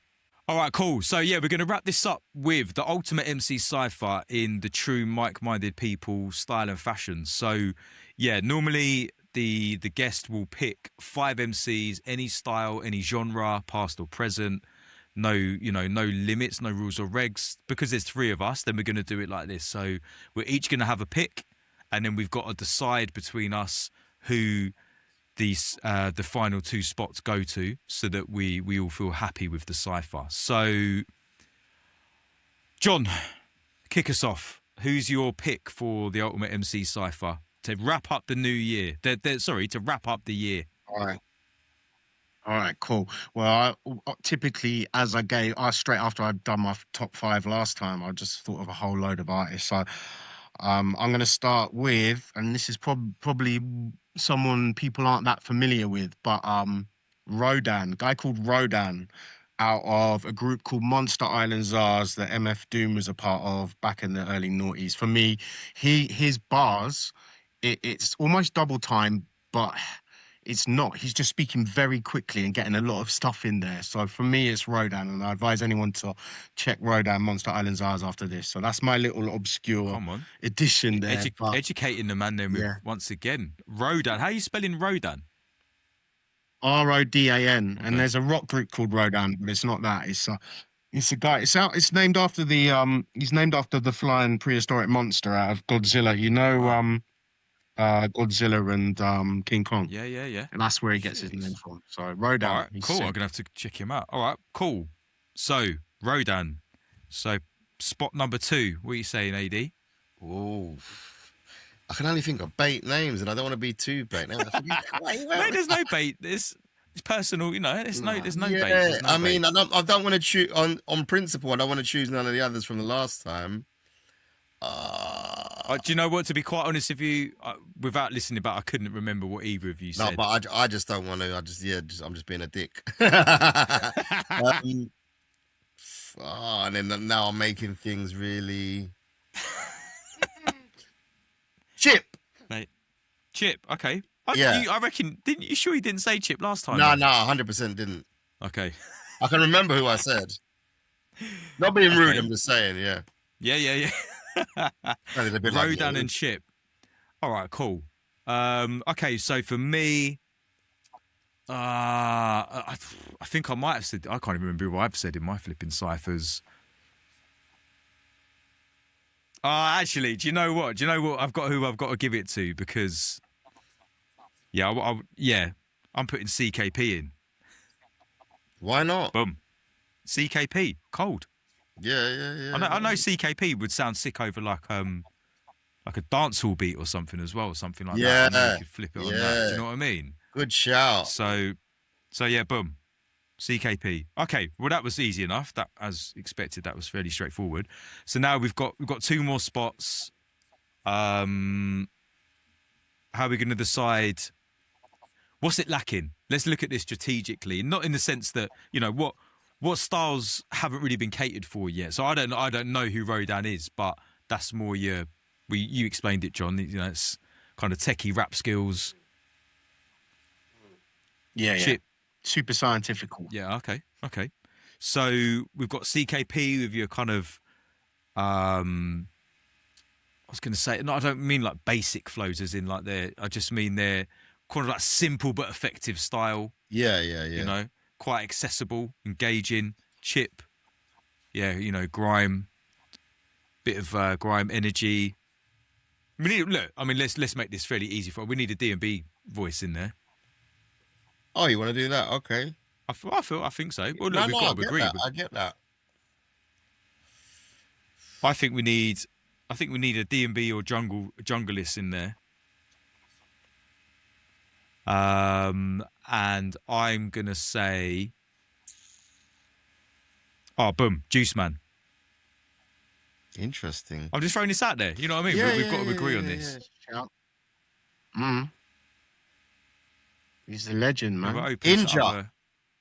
Inja. Okay. Inja. Yeah, Inja's versatile. Very. I could be coaxed into Inja. Yeah. Hip hop. He could ride. Do you know what he did? He did this bad tune that he produced the beat and he spits on it, and it's got like this real sort of dancehall feel to it. Yeah. I need to find this tune. I think he even before he was doing D&B, I don't want to talk out of turn or talk on his behalf. I think he even did hip hop, but yeah. Yeah, no, 100% from Cambridge. There was a night called Raw Organics in Cambridge. Oh, really? I think he was pretty embedded with them. Yeah, 100%. He's like, yeah, very. I remember chatting to him once, and he was he said he was rolling with Task Force back in the day and knew them lot. And well, then everyone's surprised. So, yeah. All right, boom. Okay, that's a good shout. I'm happy. Well, sorry, John. Are you happy with Inja? Yeah, we'll go with Inja. Okay. Yeah, he's heavy, man. Talented guy. All right then. So, who are we going to put in the last spot to spar with these guys? What kind of style would you want, or is it, or genre? I feel like me personally, I want a kind of bit more of a ragga kind of vibe. Oh, like a bit bashy, a bit like UK or. I go for Ira. My choice would be Ira then, if you're looking for someone to fit that bill. Yeah, I was going to say Ira as my choice, but I know I talked about him earlier, so I thought I'm not going to say. But 100, I mean, look, all day. I've got no dispute with that. Has all the artists we put in there been UK? Not Rodan. Not my choice. My first choice. Rodan's from the States. We could switch if you want to make it. We don't have to. I was just curious because I was going to say Massacre. Literally, I was about to say, why don't we go Jamaica Massacre? Honestly, I was about to say that. So when you say, like you said earlier as well, and I forgot, what have I been listening to outside of thing. Yeah, I've been listening to a lot of Massacre. I love him. Oh, bruv. Rinsing shot in head. That's a Percy. Oh, you know, is it? And I think it's going to kick off. Rinsing shot. I mean, what a name for a tune as well. I think it's going to be. I think it's going to be a thing between him and Vibes Cartel. I think for real. People are trying to play them off against each other. But what's the deal with them two? Because it was Massacre like a student of Vibes Cartel? Yeah, there's no beef, but I think the public want beef between them, so they're trying to. I kind of want that, but I just think they're both sick. The thing I don't like as much. How can I say this without sounding like a dick? Like, I like Vibes Cartel when he talks about a certain subject matter, and I like it less when he talks about other certain subject matter. And he talks quite a lot about. I don't like the cocky tunes that much. That's the only way I can say it. Like, I prefer when he's talking more about. I think the style that you like. That's probably why you like Massacre more. When he's going on about his cock all the time, like after a while, I'm just like, yeah, I get it. Massacre, I'm feeling. The look on John's face cracking me up. But it's Massacre. Yeah, I'm here for like rinse. I'm just trying to find the Massacre playlist I put together. Massacre. Are you into a bit of Massacre, Mantmast? I am, man. It's a bit unfair. Listening to you guys, I'm gonna check for these guys, man. I'm gonna diversify. It's unfair for us to just put it in there, then, isn't it? If he's not agreeing. No, well, you guys never heard of Rodan, innit? So I'll let you. Oh, yeah. See, this is good. Yeah, this is good. Do you know, Frosty? Shout to JJ Jumping Jack Frost. He's recently officially done a tune with Massacre. Yeah, of Whites. Yeah, it's really good. Yeah, man, it's sick. Is that the Def Jam thing? Is that to do with Def Jam? Yeah. I'm just flicking through. The reason I've got let me just. Yeah, see, there's even like you can tell just by the title names: Massacre, Hardball, Shoot Up the Place, Them the Fright and We, Top Rank, that's with Bounty Killer, Top Striker, but oh no, that's not that one. But yeah, Rinsing Shot in Head, that's my favourite. What that means? That's cold. I mean, just to even call the tune Rinsing Shot in Head is mad. Imagine that getting introed on the radio, innit? But yeah, fair. After a fair Christmas play. banger. Right. Here's Rinsing Shot in the Head. And then Cartel, the Cartel, I like that one, the Cartel one, Gun Session. That's a hard tune. Clark's, and obviously. I said Vibes Cartel on my last one anyway. Did you? So I was definitely going to go with Massacre on this one. It's just mad, like it blows my mind, all the music that Cartel made when he was in prison. Mad. Like albums. Yeah. That geezer, do you know, here's a funny way to frame it, right? That geezer made more albums in prison than us three have made in our whole careers put together. Oh, on that note, cut the podcast. In prison, bro. Yeah. Mad. But I don't know, I've never really seen myself as an artist, even though obviously I've made a couple of features and a couple of bits here and there. No, I was just joking. No, I know, but because I heard him talking about this on God. The DMB MC thing has evolved to a lot. Big up them guys that's doing that, has evolved into an artist concept. And those that are doing that, I take my hat off to you. Respect. I just wanted to get that out there. So it has evolved. Yeah. Maybe. Not maybe. I haven't moved on with that. I moved in that lane. Never say maybe. Yeah. Here's a cool idea for 2026. We could do Mike-Minded People, the theme tune.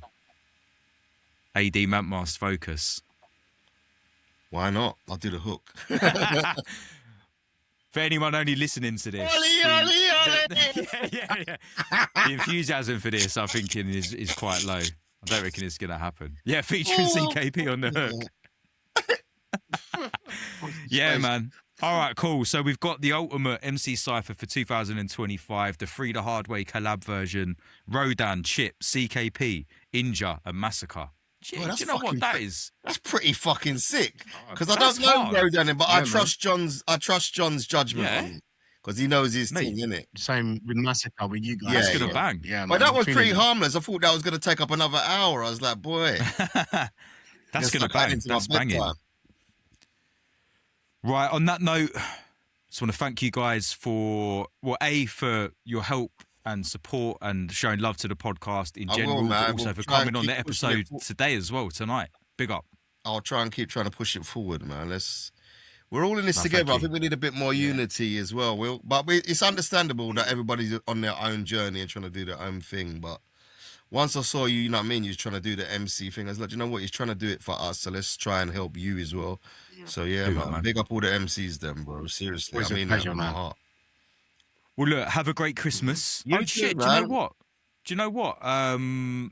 Unless something unforeseen happens, I'll be seeing you on the 30th of December, Phonox, Soul in Motion. Oh yeah, family link up.